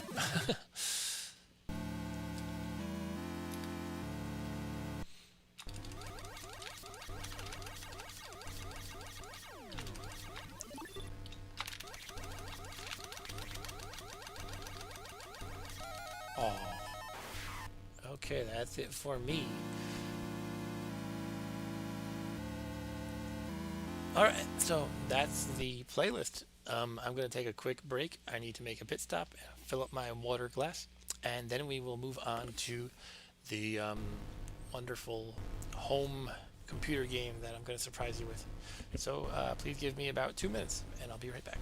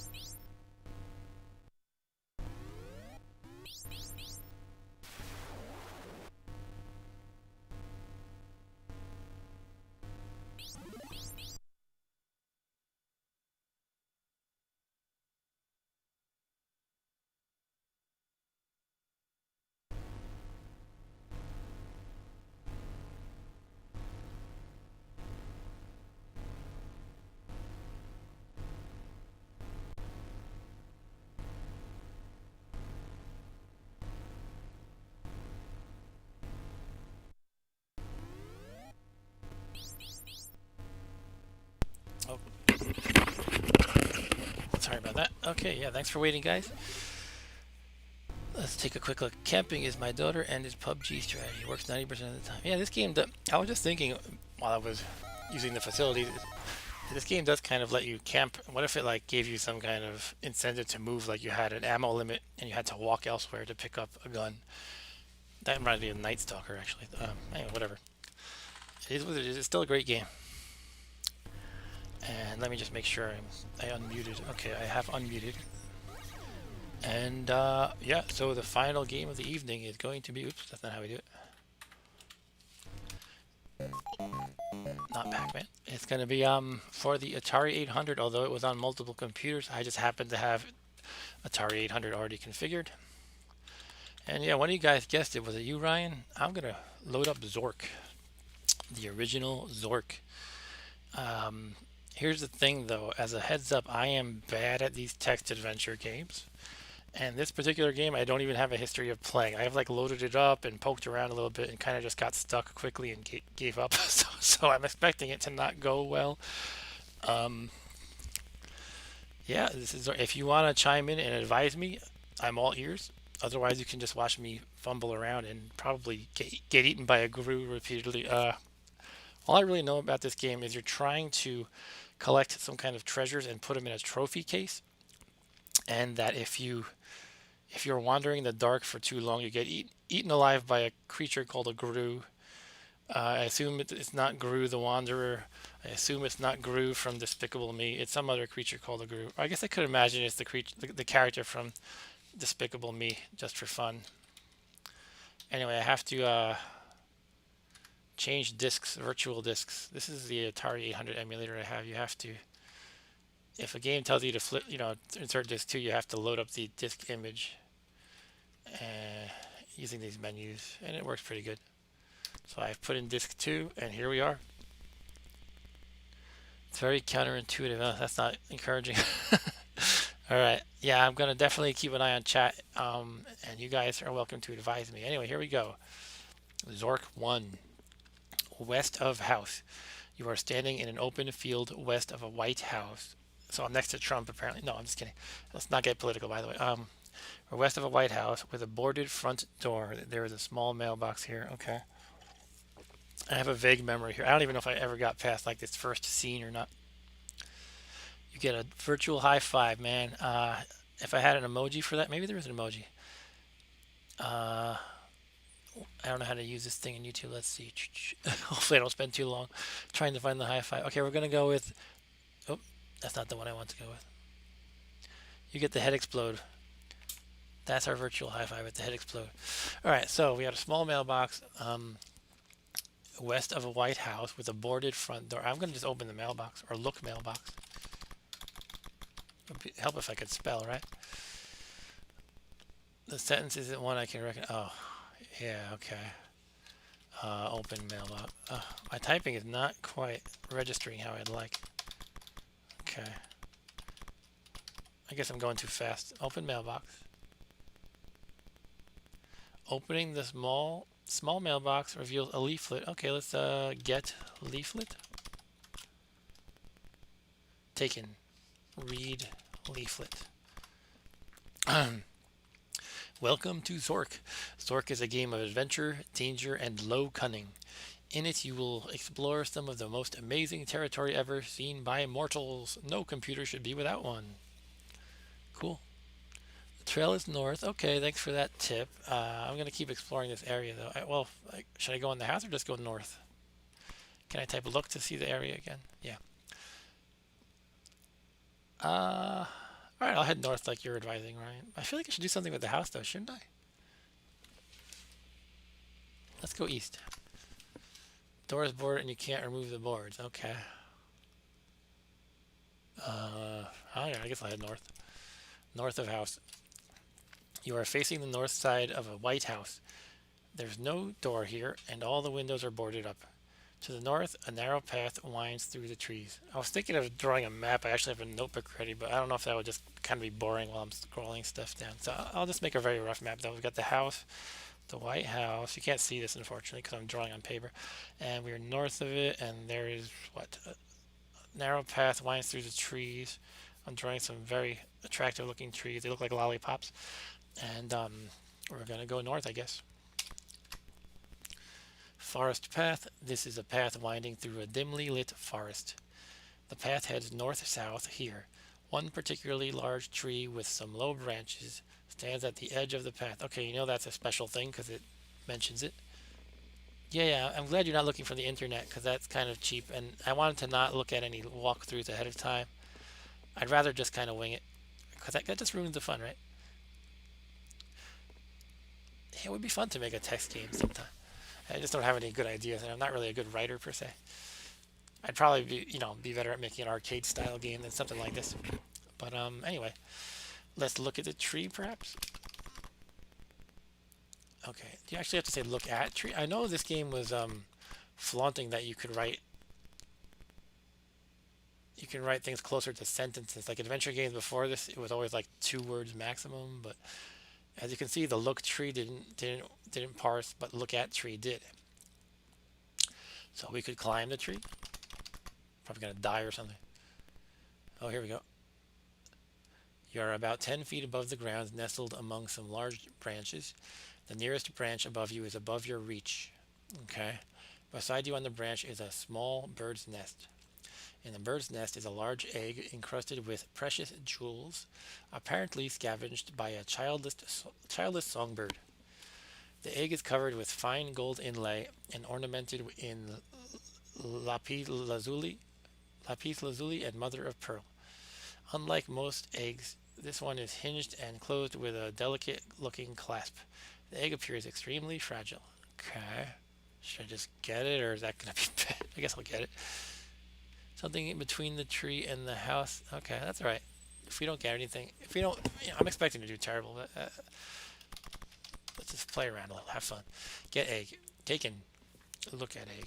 Should I eat the egg? The jewel encrusted egg is closed. Okay, we can open it.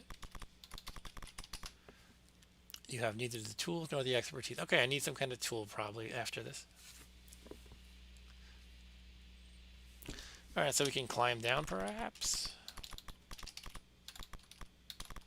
Yeah, when I type fast, it doesn't register all my keystrokes, unfortunately.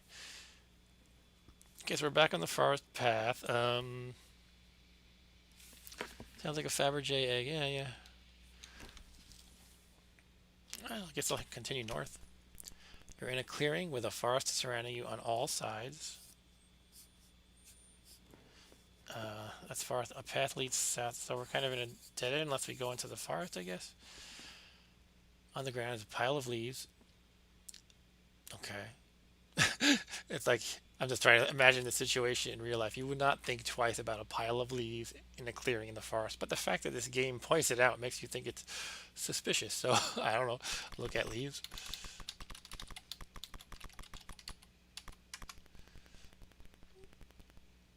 There's nothing special about the pile of leaves. Jump in leaves. I'm going to regret this, I think. Wee!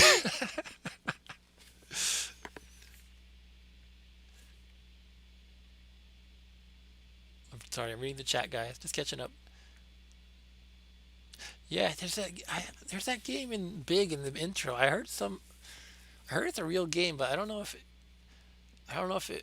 the movie just filmed the game or somebody made it after the movie just to be goofy kind of, or just for fun. But I heard it's a real thing you can play. Okay, so we're surrounded by the forest. I'm assuming we can't go, say, north. Yeah, it's impenetrable, and I guess we can't go west or east either. We can go west. Okay. So I'm going to draw like a wall to the north in my horrible art that I'm glad you cannot see. Uh, okay, so we're in the forest. Trees in all directions. To the east, there appears to be sunlight. Okay, so that's back to the clearing. We can continue to go west, I guess. You would need a machete to go further west. Okay. I don't know if I should take that literally, but I'm writing need machete. Okay, go try north. Okay, now we're in a clearing again.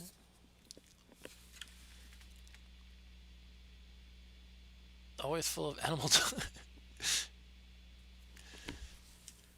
Okay, this is a different clearing with a pile of leaves, I think. I went west and north, so it should be a different one. Should I waste time at the leaves again? Get leaves.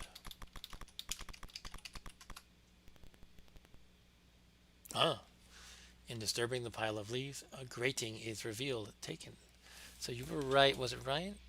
Someone recommended or suggested there's a sewer grate somewhere. Yeah, Ryan said there's a sewer grate. What do you do with a sewer grate? Look at grating.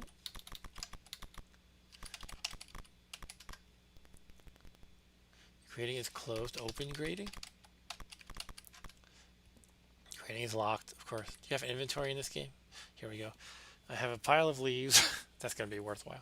A jewel encrusted egg and a leaflet. Okay, so I guess I need a key or something, or I can force it open with some kind of crowbar or something.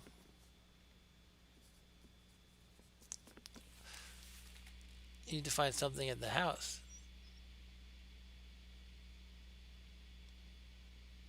Okay. Thanks for informing me about the big game, Ryan. Uh, so should I go back to the house, guys?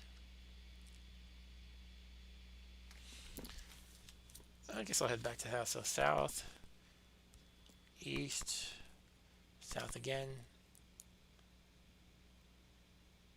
Uh, did I mess up? You're in a small clearing in a well-marked forest path that extends to the east. Yeah, I think I made a misstep here.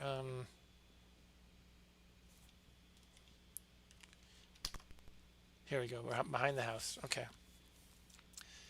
You're behind the White House. A path leads into the forest to the east.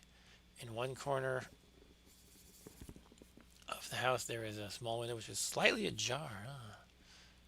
Look at window. The window is slightly ajar, but not enough to allow entry. They did have Zork on Twitter. You could tweet moves. Oh, that's pretty awesome. By the way, most of these games I didn't play much of, but they always fascinated me. And one I did try to play was called. So I know the first one of these games is called Colossal Cave Adventure, and I had for the same system, Atari 800, a game called Original Adventure. I don't know if that was the same game, but they just call it the Original Adventure. But I did get into that one, and there was a whole bunch of these Infocom games. I think it's Infocom too, by the way. And I remember my brother got this weird one called Suspended, in which you had to keep track of where all these characters were on a map that came with the game. Like you used a physical fold-out map in pieces, and you had to like manage these like robots, like several robots moving around the map, something like that. It was really weird and interesting. Anyway, let's keep going. Open the window, I guess. With great effort, you open the window far enough to allow entry. Okay, so climb through window. By the way, aren't you guys glad I'm streaming at 720p so you can see this beautiful game in all its glory? Anyway, kitchen. You're in the kitchen of the White House. A table seems to have been used recently for the preparation of food. Okay, so somebody's in here, probably. A passage leads to the west and a dark staircase can be seen leading upward. A dark chimney leads down to the end to the east is a small window which is open. On the table is an elongated brown sack smelling of hot peppers. This is my kind of kitchen, yeah. A bottle is sitting on the table. A glass bottle contains a quantity of water. Okay. So we have hot peppers in a bag, a bottle of water, a staircase leading upward, and a chimney leading down. And chimney leading down. Okay. Why don't we get the water? Get the bottle. Taken. Eat pepper. Right? I like hot peppers. Okay, so I'll probably have to get the sack. Look in sack.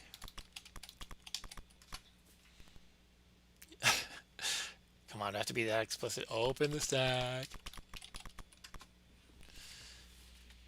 You feed something to peppers. Okay, I'll save it then. It really loses something, but not HD. Next time I'll go 1080p. Eventually we can work our way up to 4K. Opening the brown sack reveals a lunch and a clove of garlic. Okay, the clove of garlic. Okay. I'm sure that's for something special. Maybe a vampire. I'm just making things up. Okay, let's hold on to the sack. Let's look again. Should we go down the chimney? Let's go up the stairs. Go upstairs. You have moved into a dark place. It is pitch black. You are likely to be eaten by a grue. Okay, I take that seriously in this game. Okay. Oh, you got a burly herbal. Okay, have a good night, herbal. Thanks for watching. Thanks for the chat. See ya. All right. Yeah. You should usually take the warnings about being eaten by a grue seriously. Is my experience with this game. I might even be thinking of one of the sequels. I don't even know which ones I've played, honestly. I don't really remember any of these specifics, except that if you go in the dark, a grue can eat you. So I guess I'll go downstairs again. Maybe I'm just being chicken. I don't know. Okay, we can go down the chimney, perhaps, if I can fit in it. Maybe I'll look at the chimney. Look at chimney. It leads downward and looks climbable. Okay. Crowbar for the gate. Cool.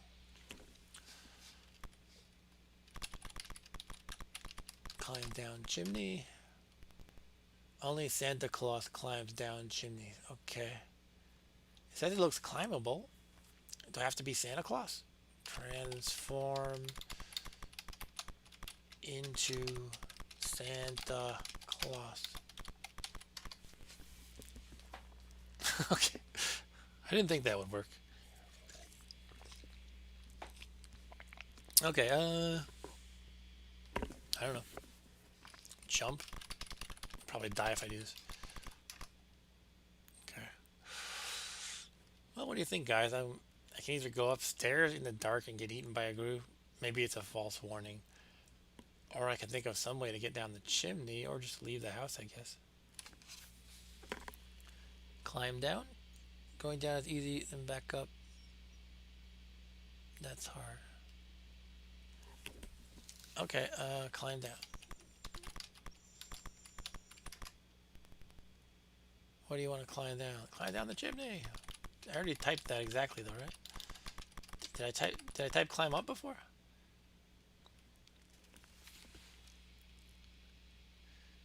I think the great crowbar or key is outside. Okay, but we can go back outside. Look.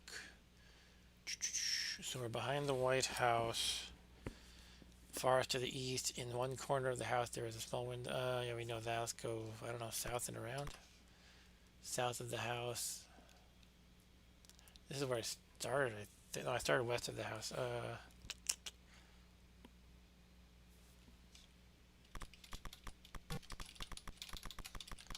don't think this is going to help, but I'll just try it. You must tell me how to do that to a board. Something's under the lead, but I think you already searched there. There were two. I think there were two piles of leaves, unless I got confused. And I found the grates under one of them. I guess I'll go back up north then.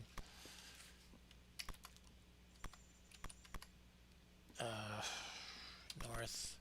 Forest path. Look, were there leaves here? North, south. This is the tree with the low branch. Let's go north again. Oh, okay. Yeah, we're back where there was only one place with the pile of leaves, I think. Okay, just confusing myself.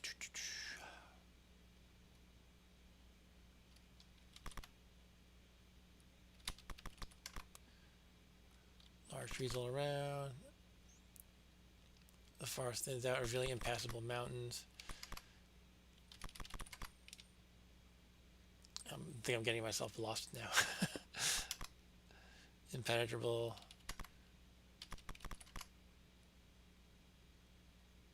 Okay, we're back at the tree. Okay, so you can't go too far around there. How about you, Arturo? Any ideas? I need your brain. North of the house.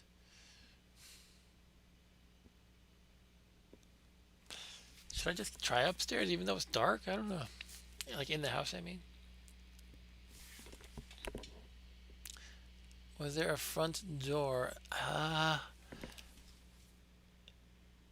There's no door on the north side. On the west side,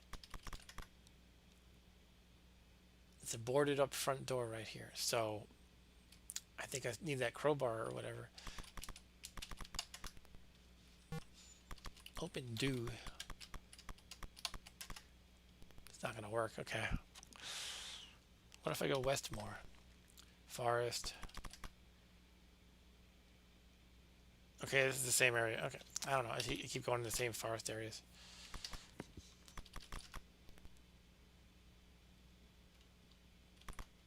I'm not smart enough to handle Zork, I guess.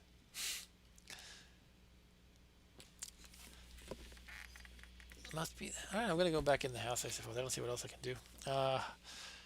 Where the heck am I going though? I kind of just was hitting directions a little too fast. Back west, behind the house, okay.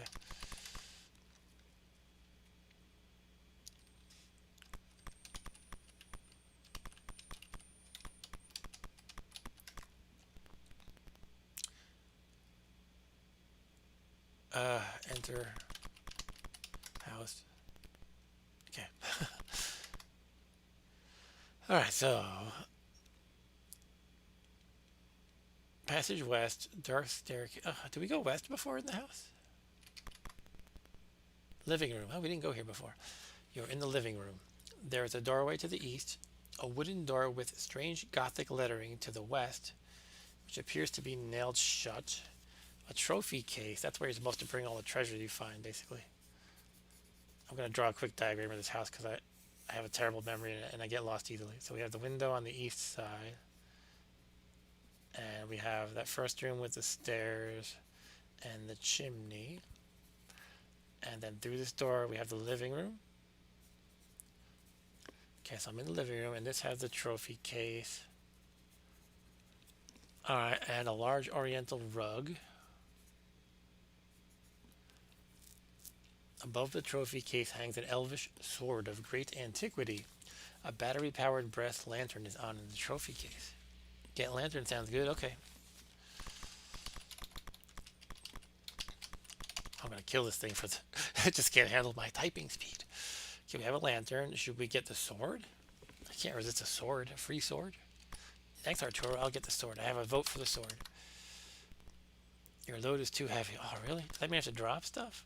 Or is it just saying that anytime you get the sword? I could drop the leaves. I don't think I need that.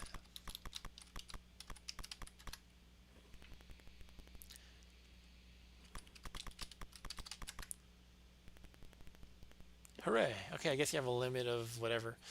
Like 8 items or something. Probably don't need the leaflet either, I guess. Okay, we have a sword. And the lantern. Wooden door with strange Gothic lettering to the west. Alright, I guess we can head there. The door is nailed shut. Oh yeah, it did say that. Okay. Apply, pry. I have a sword. I can pry things, right? Probably not. If there is a crowbar that you mentioned, Ryan, I would probably need that, I think. I could hack it. Hack at... And this is not going to work. Hack at door with sword. Okay. Open door. Cannot be opened.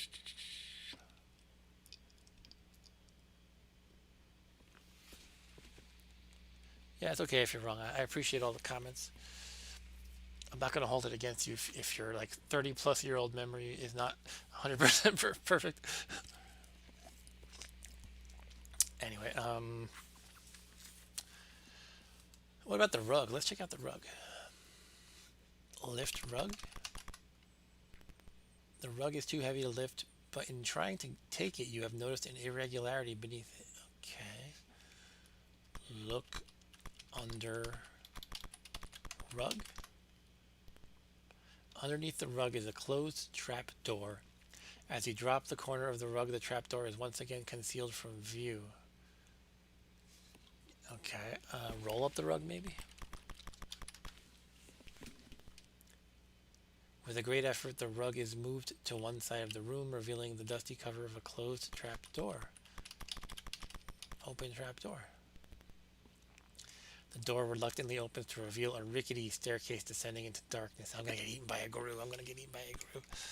Okay, down. You have moved into a dark place. The trap door crashes shut, and you hear someone barring it. Oh no, someone's up there and they locked me down here. It is pitch black. You are likely to be eaten by a guru, but your sword is glowing with a faint blue glow. Okay, that's something. Can it? It's pitch black though. Lantern. Light lantern. Oh, typo. Oh, it worked. Okay. Cellar. You are in a dark and damp cellar with a narrow passageway leading north. I'm drawing on my map now. Cellar. Trap door that I can't go up anymore probably. So narrow passageway leading north. And a crawlway to the south. Okay. On the west is the bottom of a steep metal ramp which is unclimbable. Okay.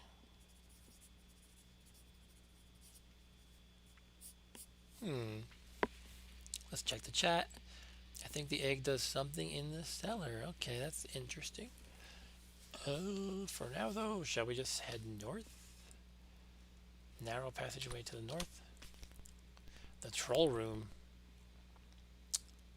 This is a small room with passages to the east and south. So let's draw this troll room to the east and south, and a forbidding hole leading west. Blood stains and deep scratches, perhaps made by an axe, mar the walls. A nasty looking troll brandishing a bloody axe blocks all passages out of the room. Your sword has begun to glow very brightly. Okay, I guess I have to kill it with the sword. What do you think, guys? Kill it with the sword? Or I could kill it with the leaflet. I'll give it paper cuts.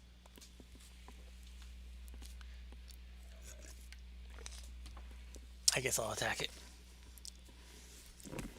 Attack. Troll. I'm assuming I don't have to say with sword. Yeah, okay. It implied with the sword for me. Your sword crashes down, knocking the troll into dreamland. Hooray. Okay, so it's still alive but sleeping. Can I just kill it? Kill troll with the sword. The unarmed troll cannot defend himself. He dies. Cool. Almost as soon as the troll breathes its last breath, a cloud of sinister black fog envelops him, and when the fog lifts, the carcass has disappeared. Your sword is no longer glowing. Oh, did I like use its one kill or something? Did I use up some kind of magic? I hope not. There's a thief somewhere too. Okay. Okay, so the sword is not glowing. See, to me that indicates something like it lost its power or something, which I don't like. But I probably had to kill the troll, I would think. But let's look around again. So we're in the troll room. Oh, we can get the axe. Or we could try to get the axe. Your load is too heavy. Drop the leaflet. We don't care about that. I hope we don't care about that. Get axe. Has anyone ever seen the Homestar Runner video? If you remember that site from the early 2000s, they had like a parody of this game or this style of game. And at one point where you have to like get a baby and throw the baby. He's typing commands like get baby, throw baby. It's pretty funny. Anyway, I can't get the axe, so apparently there is a weight system, not just like a number of items you can hold. It's like apparently it figures in the actual weight. I think. I could be making it up. It glows in the presence of evil like the ones in Lord of the Ring, perhaps. That's a good point, Arturo. It will glow again if there's another troll or orc. Maybe, maybe. Okay, so either I can't get this axe or I have to drop more stuff to pick it up. Should I trade in the sword for the axe? I'm hesitant to do that, but I wonder if the game is kind of leading me in that direction. Let's just try if I drop the bottle. It might break.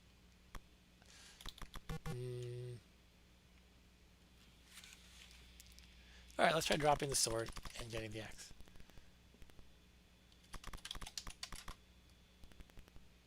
Cool, we'll go with that. I don't know. I'm assuming it's leading me in that direction, but I'm not sure.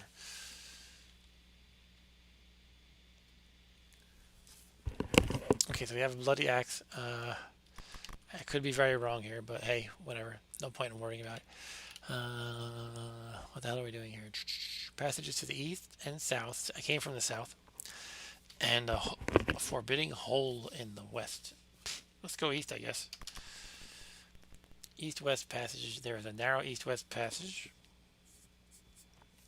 And there is a narrow staircase leading down at the north end of the room. Okay, we could go east some more.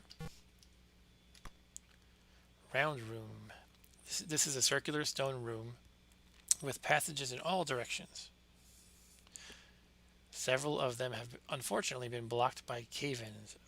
Okay, so which directions can I go in? I don't know. Never throw elven relics? That's never a good idea. I'll never drop them. Okay, I'll keep the egg, I guess. Is that the elven relic? Okay, let's see where we can go north. Okay, we can go north. I am drawing this, by the way. Terribly, but I'm drawing it. A high north-south passage which forks to the northeast. Okay, let's go northeast. Deep canyon. You are on the south edge of a deep canyon.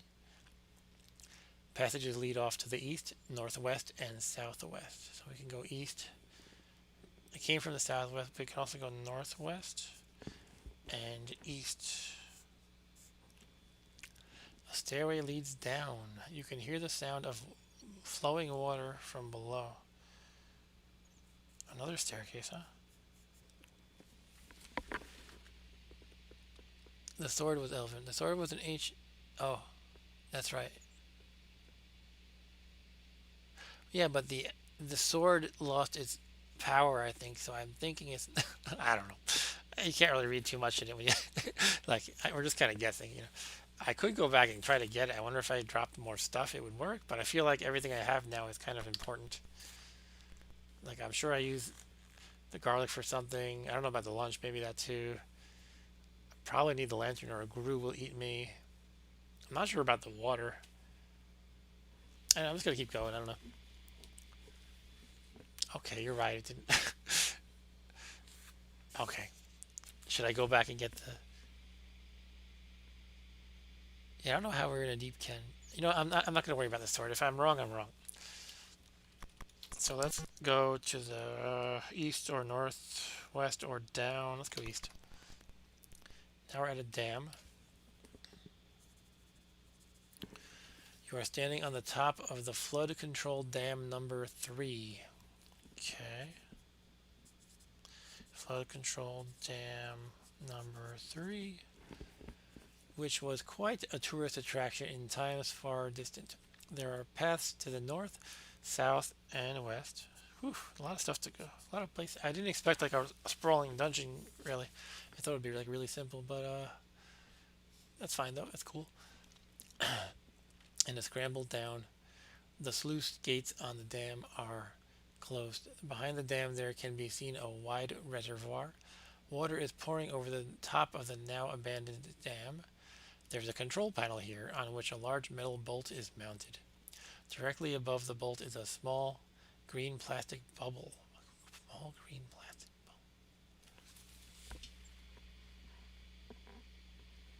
bubble. Okay, just checking your messages again. Large metal bolt. Get bubble? I don't know. Integral part of the control panel. Look at control panel. Nothing special about the control panel. Metal bolt is mounted. I don't know. Probably can't get the bolt. Yeah. Okay, maybe I need to control the dam, turn on or off water. But for now, I don't really have any reason to believe I should fiddle with it. Oh, give me 1 sec, sorry. Just sat uncomfortably, and now my foot is asleep. Okay, let me check your messages. It's a level? A level. Oh, okay. Oh, I see what you're saying. The bubble. Okay. Hmm. Okay, for now we could just wander around some more. Shall we head south? Deep canyon. Okay, now we're in the canyon.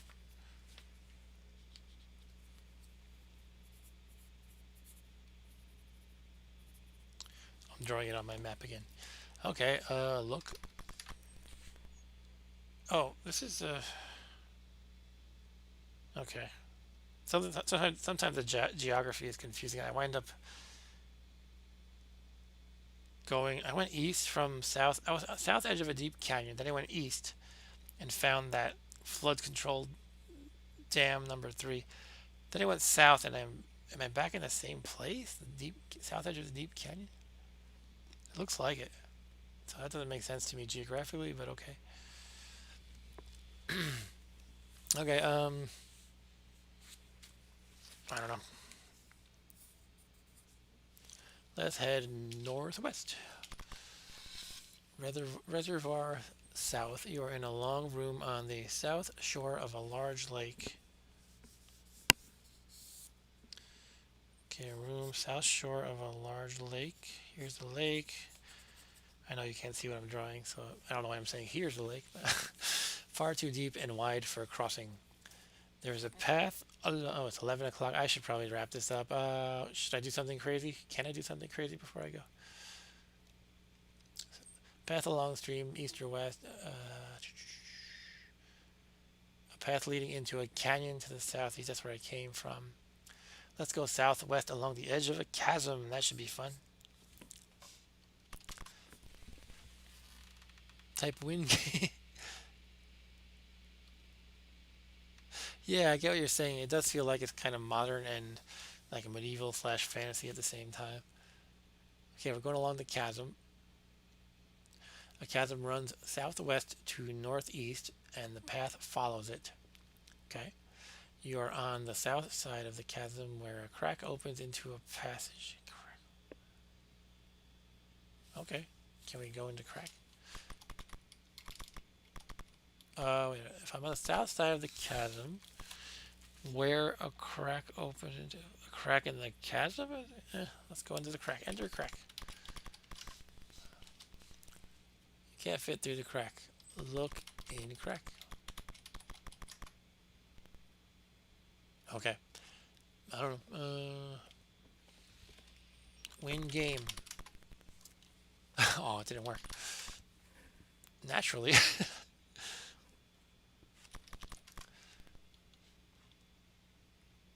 Southwest. Okay, I've been here before. I have one thing I'm learning is that if you move to a location and it does not repeat the text, that means you've been there before, I think.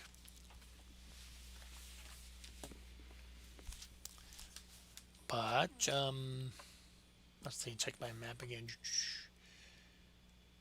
We can go down. Let's go down the staircase. Chasm. Oh, we're at. Is that where I just was? Apparently, okay. Yeah, the geography can be confusing sometimes.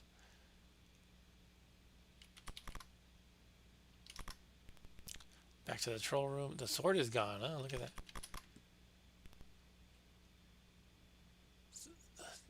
Okay. I guess I'm no recovering that sword.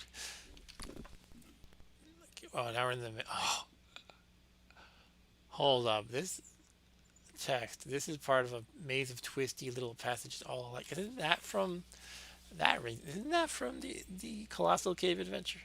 So maybe this is a kind of a reference to that, or is this the actual game that introduced that phrase? I don't know. I think it's Colossal Cave Adventure. Okay, so maze of twisty passages all alike. This is gonna be fun.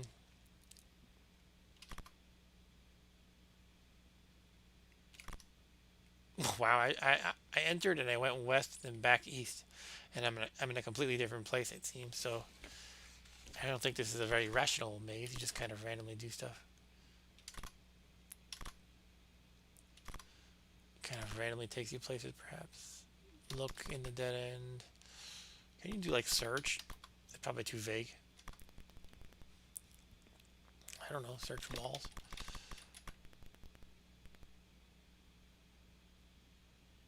Huh. The fact that it's asking me to clarify is interesting. Search granite wall?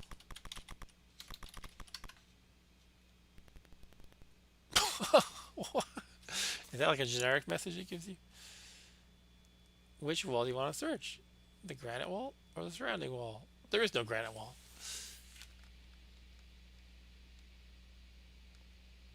Yeah, I knew Colossal Cave was first, but I wasn't sure if that phrase was really from Colossal Cave. That's what my memory tells me, though. Anyway, I'll try searching the surrounding wall. But I do have to wrap this up. Gotta wind down and, get up in the morning and all that good stuff. Pray. If you pray enough, your prayers may be answered. Okay, I might have to end it here because I'm kind of lost anyway.